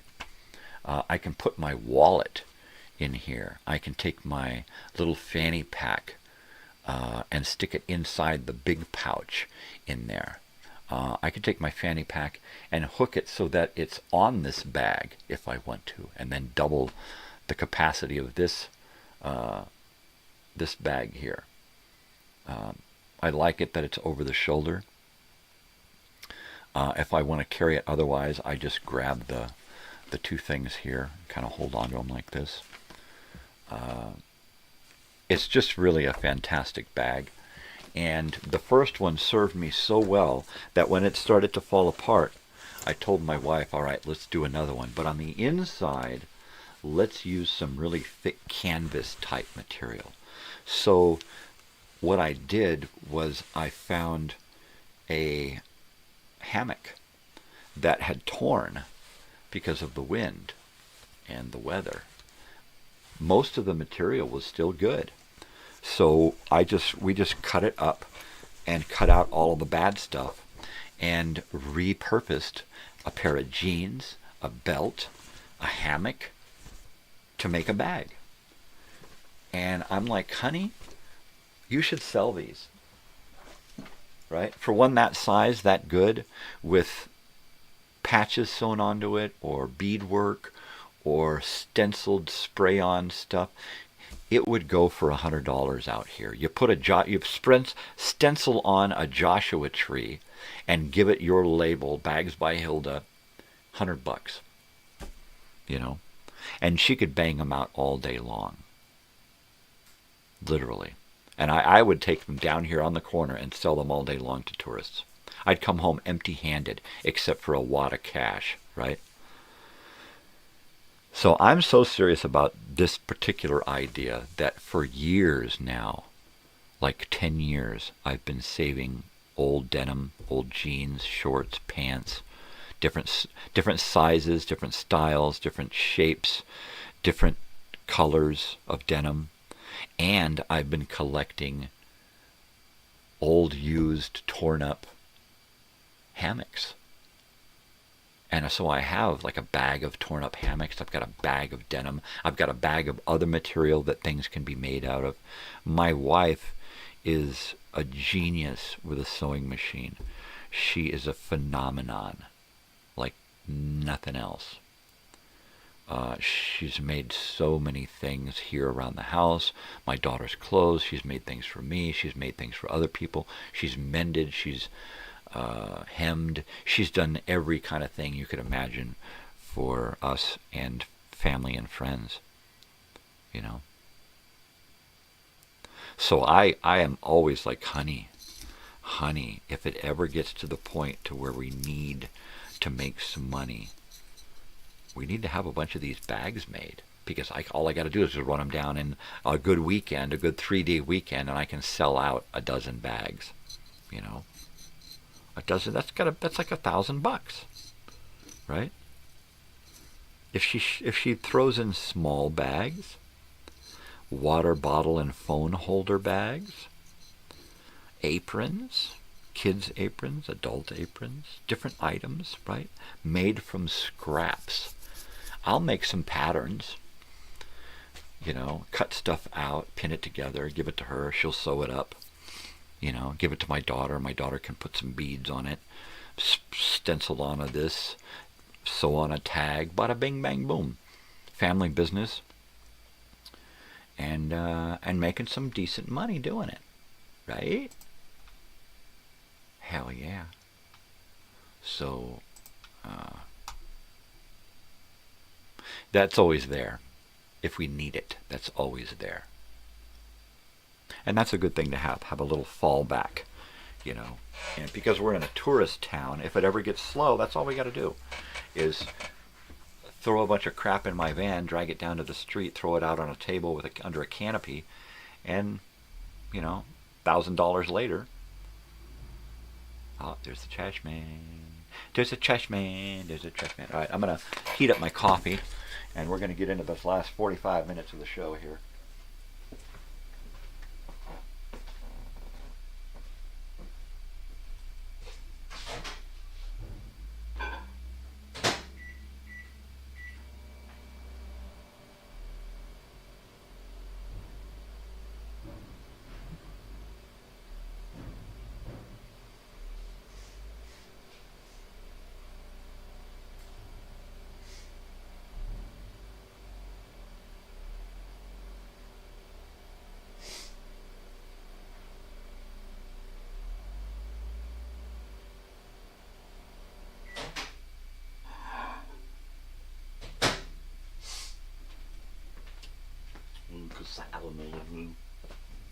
Absolutely. Absolutely. Yep. Box is empty yet again. I try not to pack too much stuff into the daily box because I want to be able to get through it. And I don't have a whole lot of commentary on stuff, I'm kind of eventually waiting for people to come by and give me a back and forth. So that's what this shows. And it's about my take on what I'm talking about, I'm not going to get into the, let's get into the life story of the guy who wrote the music for the... I don't need to do that. All of that information is out there. Everybody's done all of this stuff, beat these series up to death. I just want to say, hey, man, in case you don't remember, it's there. Check it out. It's awesome stuff, So I'm just trying to remind people that things are there, that the past is beautiful, man. The past is an awesome fucking place. So that's where I live. I live in the past. I got 1 foot in the past and 1 foot in the present.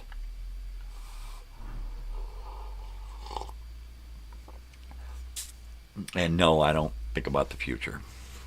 My future is, what am I going to do today?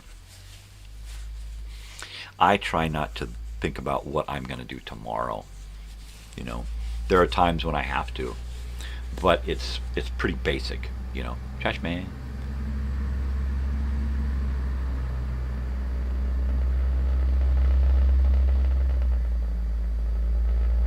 Tree.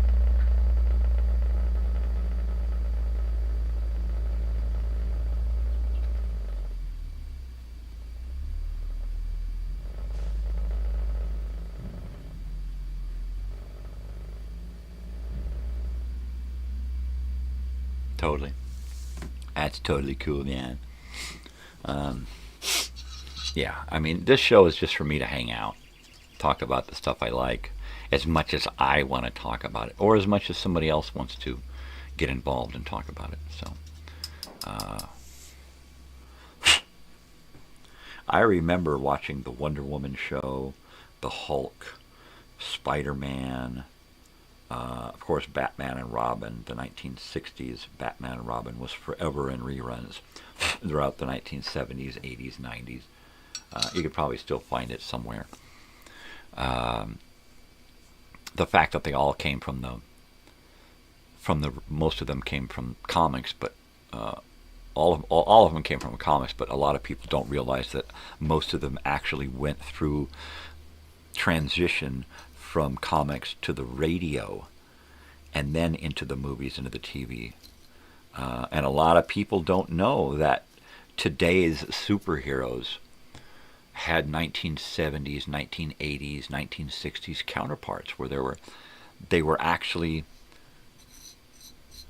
popular superheroes 50 years ago on TV shows and in movies. Look up some of the Captain America, the Hulk, Spider-Man, the original Spider-Man TV series from like 1977, 78, The Amazing Spider-Man. Great fucking show. Cheesy actors, but a great show. The 50s or 60s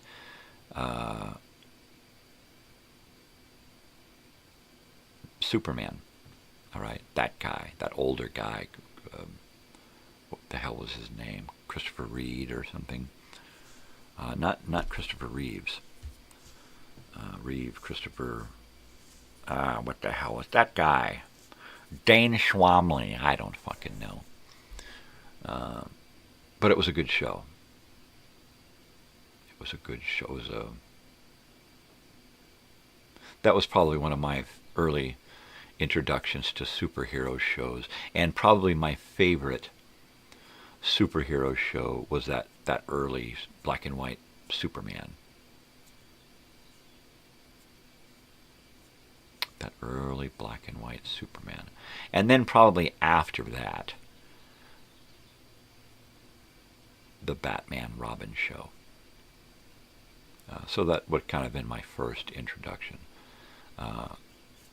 But the Superman show, the black and white Superman show, probably would have been my favorite over those two, the early Batman and Robin show. It was good, it was fun, but it was too silly and whimsical and out there. The Superman show was more down to earth, right? But then moving past that, when you get into like the Amazing Spider-Man and the Incredible Hulk and Wonder Woman and the Fantastic Four, Captain America, did I say Captain? Those shows and made-for-TV movies and stuff, that's how I remember the superheroes, you know, because they were, mainly because they were like real people. There were very little special effects and those big bulky costumes with the fake muscles and all of that shit. So they looked more like real people, you know. So that when they were out of costume, they were just like you and me, which is the way that it was supposed to be. But when other superheroes nowadays are out of costume, they're still this phenomenal character, you know, like Iron Man, Tony Stark, you know. In the early days, Batman was just a regular guy. Just, you know, he had a little money, but he was just a regular guy, you know. Superman was just this average guy, just this.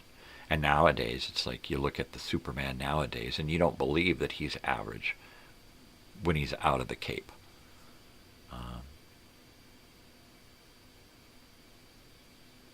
That first Superman movie in 1978, I think, or something, with Christopher Reeve. That one there, that for me is probably the best superhero movie of its era.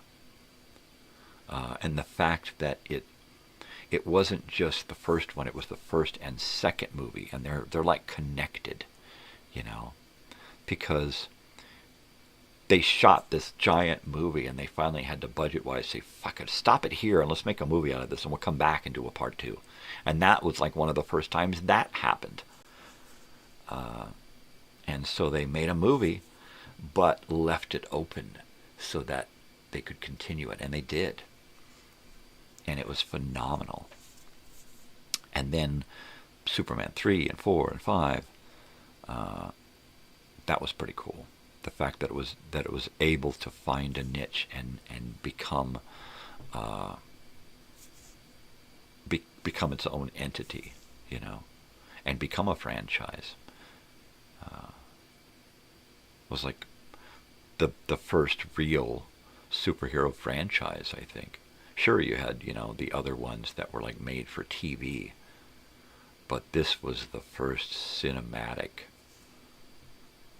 really cinematic superhero. And they pulled out all the stops. It was great. Special effects were fucking phenomenal. The actors, Jackie Cooper, right, as the boss at the Daily Planet. Oh man, I love Jackie Cooper. I can't get enough of me some Jackie Cooper. Great stuff. I think he's still alive, isn't he?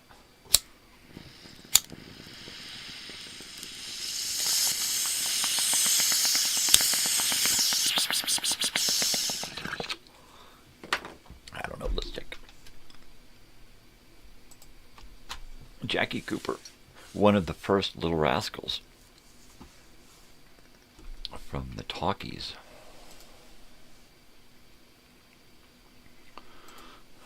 Right?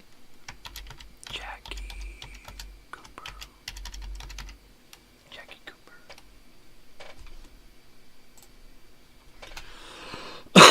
What does it say? 1978, Superman. Jackie Cooper. 2011, he passed away. Wow, he's been gone a while. He was only 88. Which means, had he lived to today, he'd be over 100. He was born in 1922. Let's go back to Jackie Cooper's first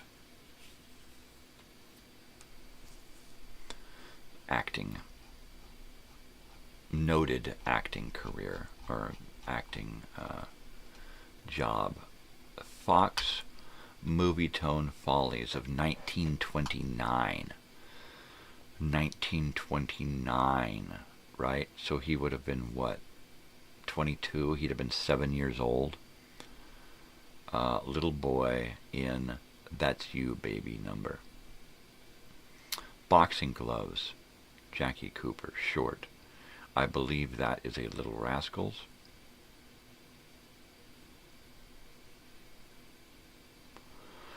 Bouncing Babies, Kid Listening to Farina. Yep. Sunny Side Up, Moan and Groan Inc., Shivering Shakespeare. These are all Little Rascals shorts. Wow. Let's get to his first big-time acting job. God, he did shorts from 1929. Short, 31. Young, okay, here we go. The Champ. And he plays the kid, Dink, the Champ's son. 1931. He really shined in that.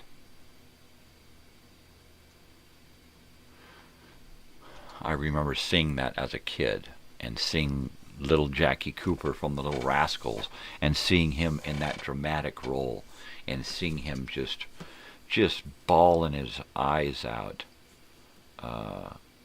after he's got to say goodbye to the Champ. It's crazy. It's crazy.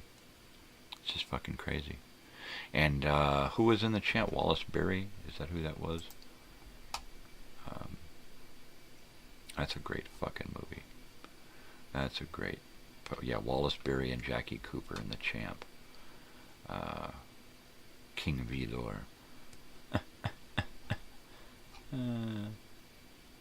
Yeah, I mean, just a great... And Wallace Beery, he was a phenomenal actor. Probably hated kids, but he was just so... He had a big, ugly mug face. Yeah. Well, it's just about 6:30 here in the AM on the Pacific Standard Time over here, the Pacific West Coast of these here United States. I'm drinking coffee and doing bong hits as quick as I can. I got to get it done and over with so I can go lay down, get ready for this evening. My daughter was up pretty early this morning.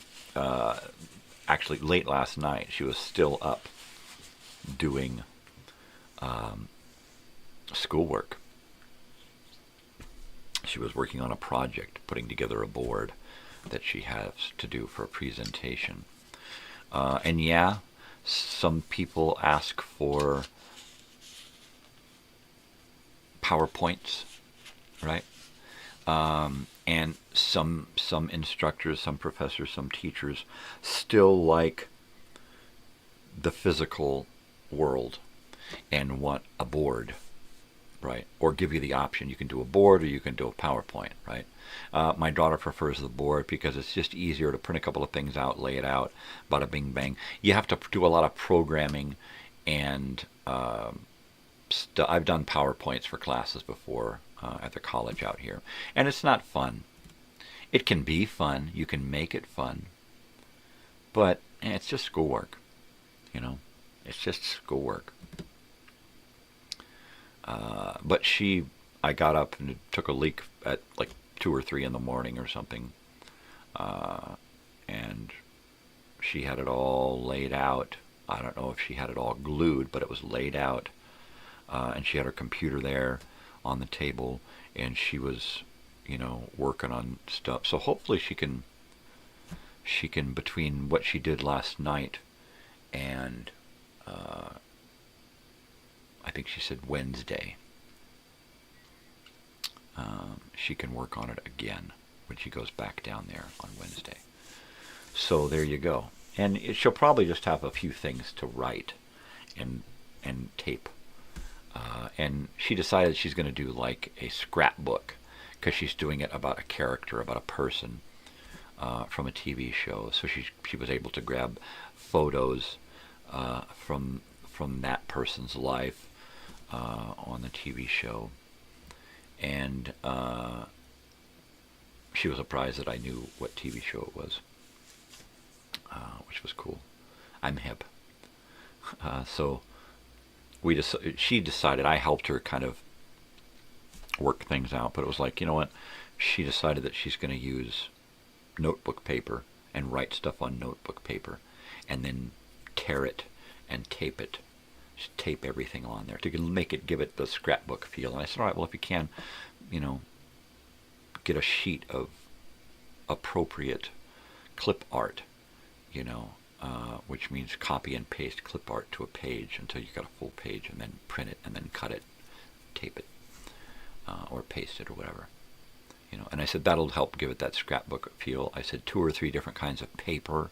So she's got white notebook lined paper, and yellow notepad paper, and a couple of different color sizes and Post-its.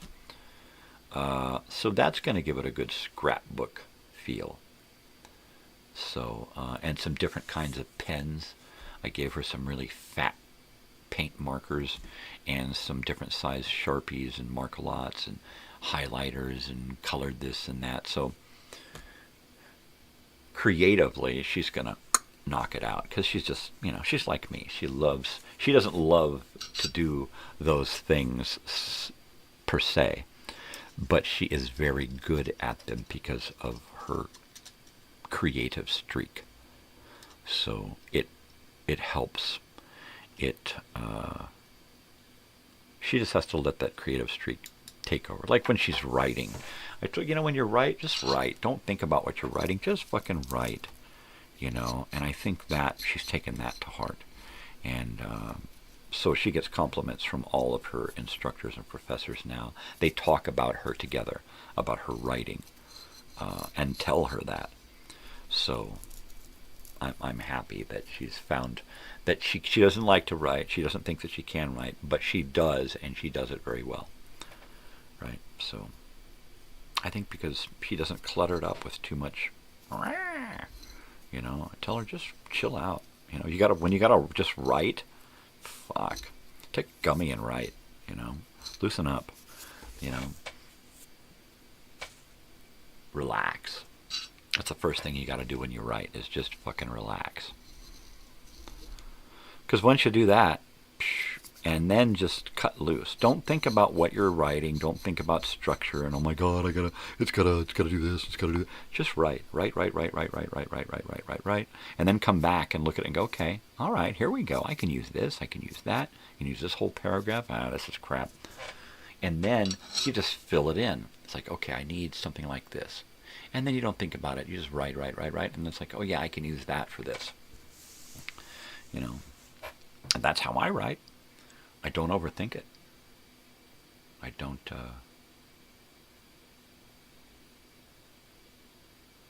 think at all when I write. I just start writing.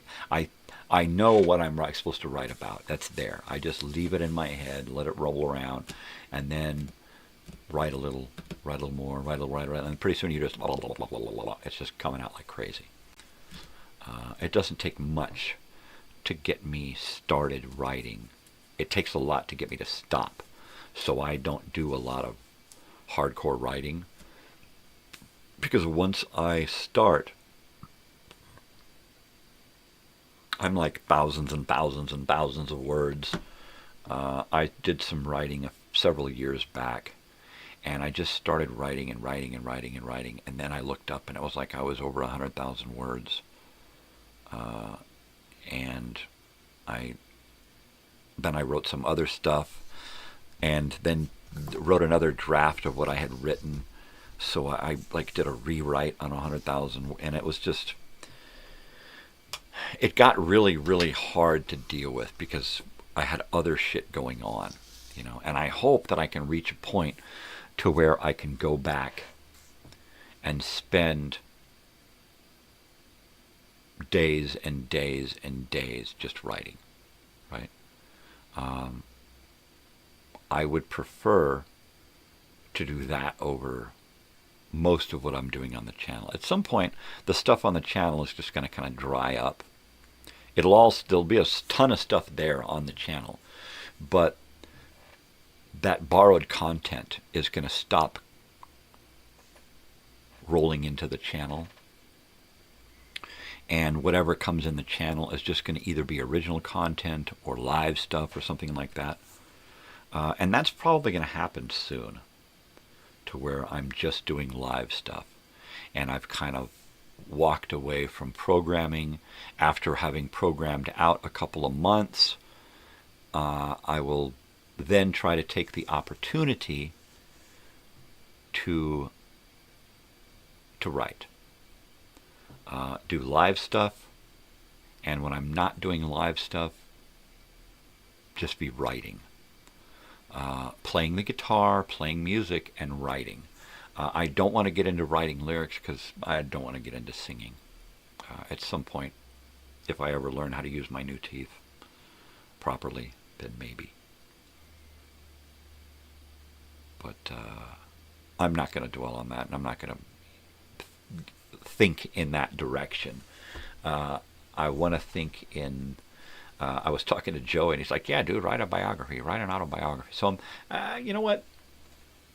That's probably a neat idea, is to write not a book about me, but a book about my look at the world, which will enable the readers to get a look at me, by me of explaining where I'm at in the world, where I'm at in time, where I'm at in myself, and then what's going on in the world, and how does that fit into my life, and how does that change me? How does it make me who I am? There's a lot of things that happened in my life that can be about those things that happened, as well as how they affected me and made me change directions, so to speak. So, how am I going to do that? Yeah, I don't know. Especially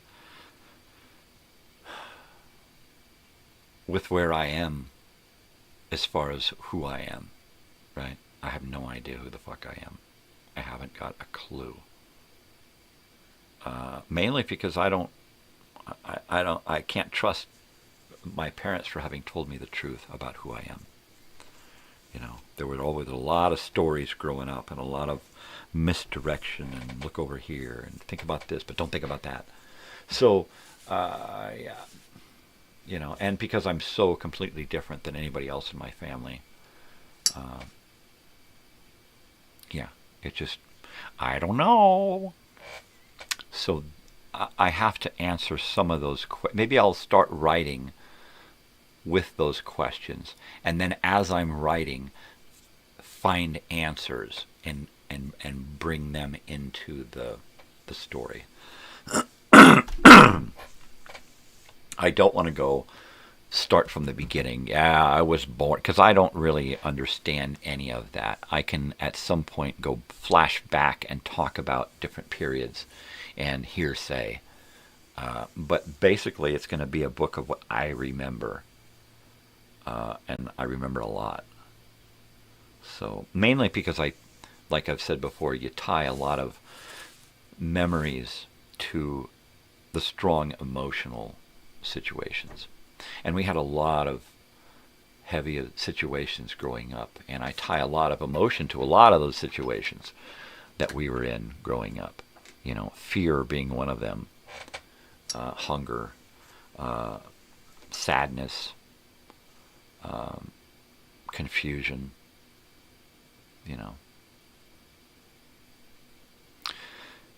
So that should be interesting. I'm not sure how to tell the story, except to tell it in pieces from different points in time and just kind of bounce around. Talk about something now and then relate it to the past, and then how that past story affected me, and then start bouncing around in the past. But start off with something that makes me reflect back to a past event that then leads me to another and then another and another, and that kind of bounces around in time.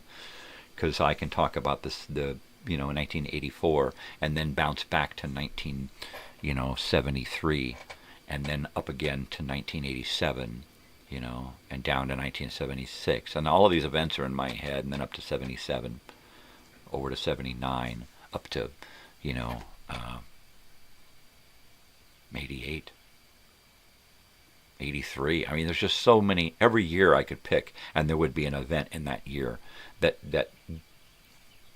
causes me to have an emotional connection, which creates strong memories. So, yeah, I think it's a matter of finding those strong memories and then linking them with an event either in my past or in history, something that affected me, Like watching Roots on TV, that greatly affected me growing up. I was sure you had naked boobies on TV. But I had already been used to naked boobies when I had seen Roots on TV, and I think it was a rerun, right? But it was the fact that people were enslaving other people is what really, I was like, what? How could that be? Has that happened? Does this happen now?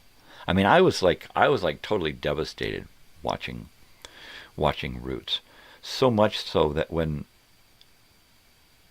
I would watch other Civil War era, slavery era movies, I was always rooting for the underdog. I was always rooting for the slave to rise up and pretty much hack that massa to death. That's what I was rooting for. And to this day, I still root for that. I still have that Jadango inside of me, that dude that just wants to pay back, and that's not nice, but it's real. And that, I had those emotions as a kid, watching these shows. So there are, and then those, watching those shows and then going back to school, right? And then as a little kid, knowing that a relative of that black kid that I know in school could very well at some point in history have been enslaved, right? And then you think about, well, if that's possible, then is it possible that if I go back in my family's history, was I an enslaver, right? Probably not, because I can look back at what I know about my family and history and know that we've only been here since the early 1900s. And more than likely, in Europe, my family's name was poverty-stricken. Because things don't change, right? At least there's always one branch of the family that kind of stays true to itself, to its name.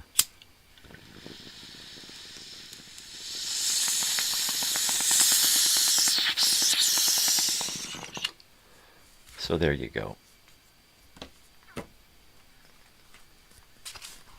We're going to do some TV Guide here now. Did we do this already?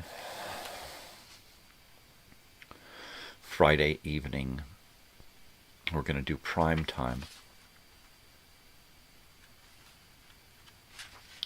For Friday, let's start at 6. Bookbeat, News, Green Acres, News, CBS News with Walter Cronkite, ABC News with Smith and Reasoner, NBC News with John Chancellor, Bill Moyer's Journal, Hogan's Heroes, at 6:30. A movie at 6:30, Five Fingers, 1953. World War II. CBS News, Walter Cronkite News, Bonanza. 7 o'clock, ABC News, Smith Reisner. To Tell the Truth, Newsroom with Mel Wax. CBS News, Walter Cronkite. Genie, comedy. So that's that I Dream of Genie sequel, right? Muñeca is a drama that's in Espanol. Muñeca means doll, I believe. Dragnet, crime drama. Bunko artist posting as officers offer special privilege cards in return for ads bought in a fake police magazine. Ugh. J.D. Spradlin is in that. J.D. Spradlin. G.D. Spradlin. Right. That name sounds familiar. To Tell the Truth, Young Dr. Kildare. 7:30, Hogan's Heroes. That Girl, Police Surgeon, To Tell the Truth. Hollywood Squares. Let's see. Sandy Duncan, Ava Gabor, Arthur Godfrey, Jan Murray, Vincent Price, and Tony Randall. Tony Randall and Vincent Price. Heavy. Animal World. Bobby Goldsboro. Ah, jeez. All in the Family, and Here We Go Again, a comedy. At 8, prime time, May 11th, Friday, 1973. Brady Bunch. It's a repeat. It is a repeat. Talent night at the high school. There you go. Also at 8 on Friday evening. Why am I on Friday? This is Tuesday. It's Tuesday today. You know what? I got hung up on the Friday because of that show. Let's just stop where we're at there. We've only got time for one thing. Let's find Tuesday here. That's ridiculous. I apologize for that. My head is elsewhere. My head is on Friday. Let's go to prime time on 8 o'clock on Tuesday evening. Where are we? Come on. Here we go. 8 o'clock, Tuesday evening, May 8th, 1973. Temperatures Rising comedy with Joan Van Ark and James Whitmore. Cleavon Little. I have no Temperatures Rising. I didn't know about that show. Temperatures Rising. Cleavon Little. Cleavon Little.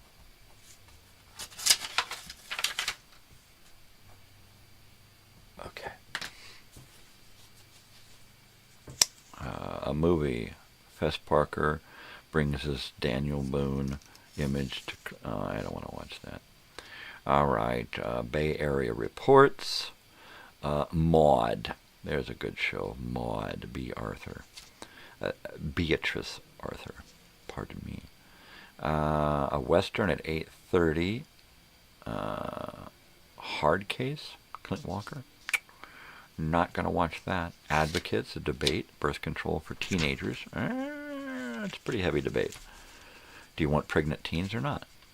That's basically it. If the kid's thinking about having sex, make it available. That's it, period. If not, then don't worry about it. But make sure that they worry about it.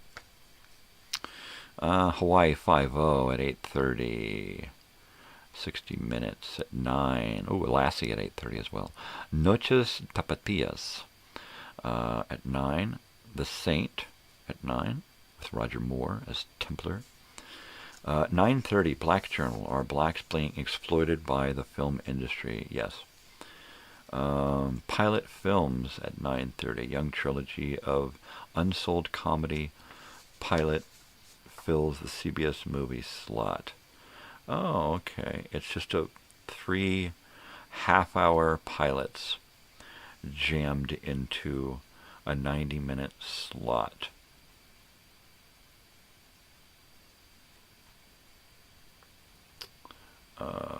And I don't see Two's Company, John Amos. I don't see titles for all of them, so I don't even know what the hell they are. Marcus Welby, MD, at 10 p.m. tonight, back in 1973. America, Peabody Awards, Bill Moyer's Journal, Homeless and the Destitute. Wacky World of Jonathan Winters again. That's nice. Looks like an hour show. No, half-hour show. Behind the Lines, Missing in Action.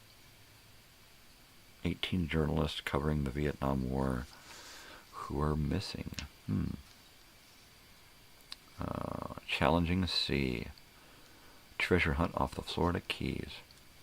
That takes us into late night. A little Alfred Hitchcock, Pioneers, Crime Watch, Johnny Carson with James Coco, and a movie with Jack Lemmon, How to Murder Your Wife.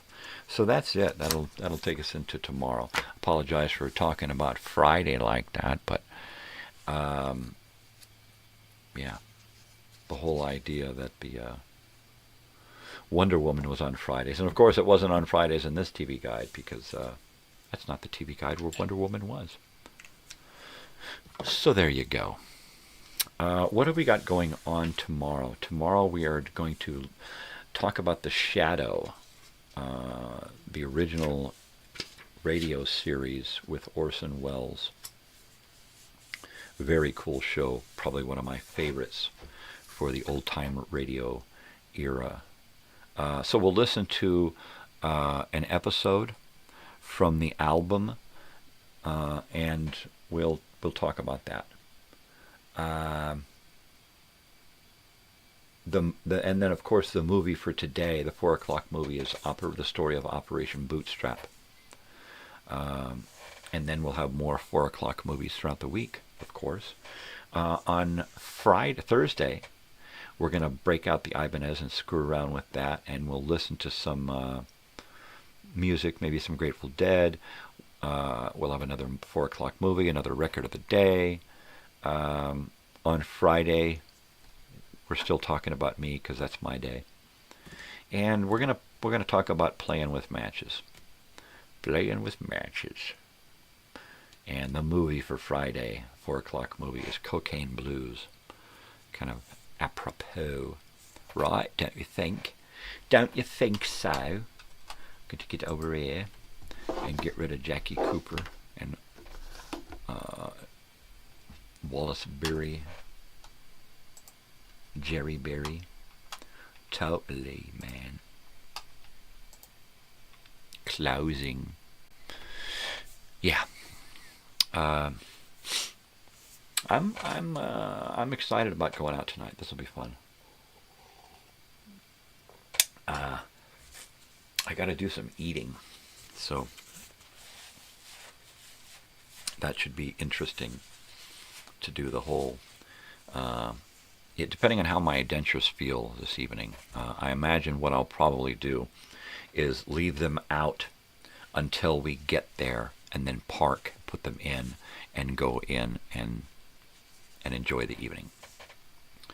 Because it only takes a couple of minutes to put them in, and only a couple of minutes to take them out.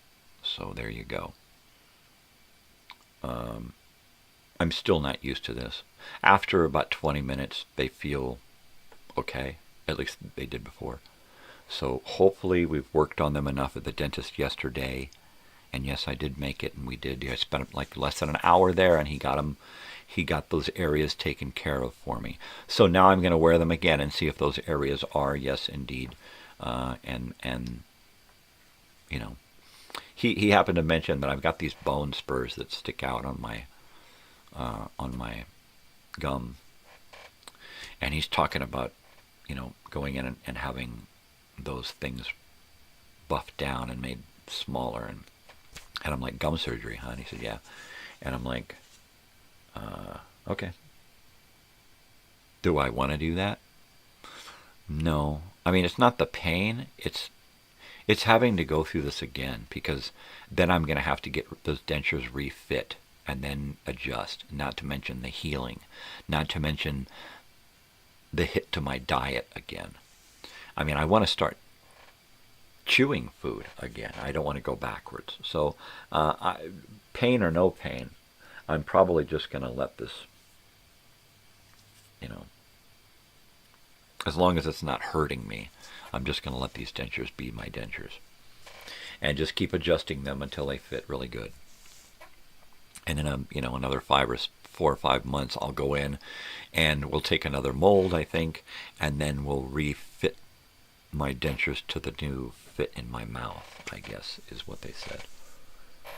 Because by then my mouth will have changed, and it's going to keep changing, just like your eyes change, the fit, just like your shoes change a little bit, your feet.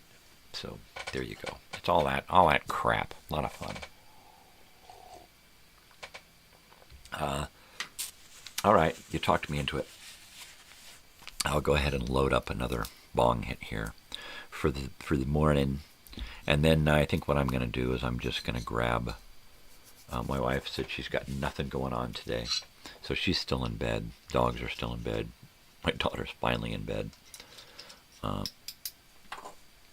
She has insomnia like me, but only because when she has responsibilities, she won't sleep. She'll deal with it. She'll take naps and then deal with her stuff.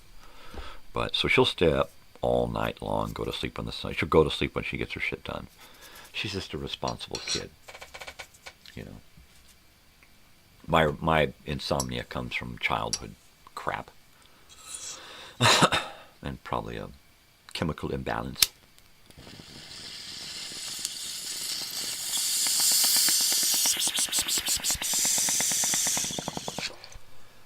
Yeah. All right, I will be back tomorrow morning, probably with very little sleep.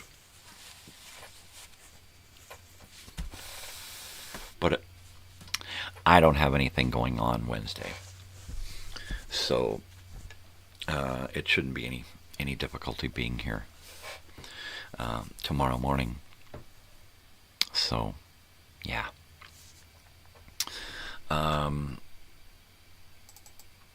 Yeah, I guess until then, y'all know what to do, You should all know what to do by now. Be nice to each other. Be kind.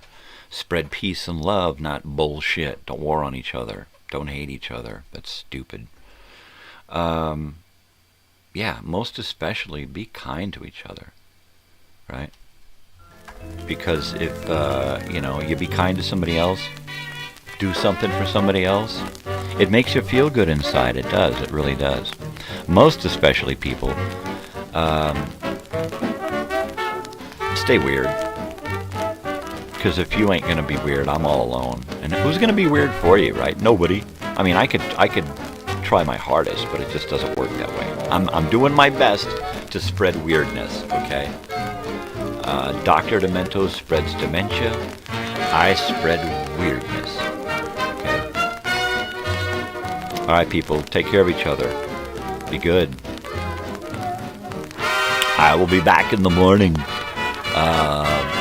Yeah, we're going out to see Mayday Parade tonight. House of Blues. I love you, people. Take care of yourselves. Be good. I'll talk to you. Go on, get out of here. Talk to you tomorrow. Bye.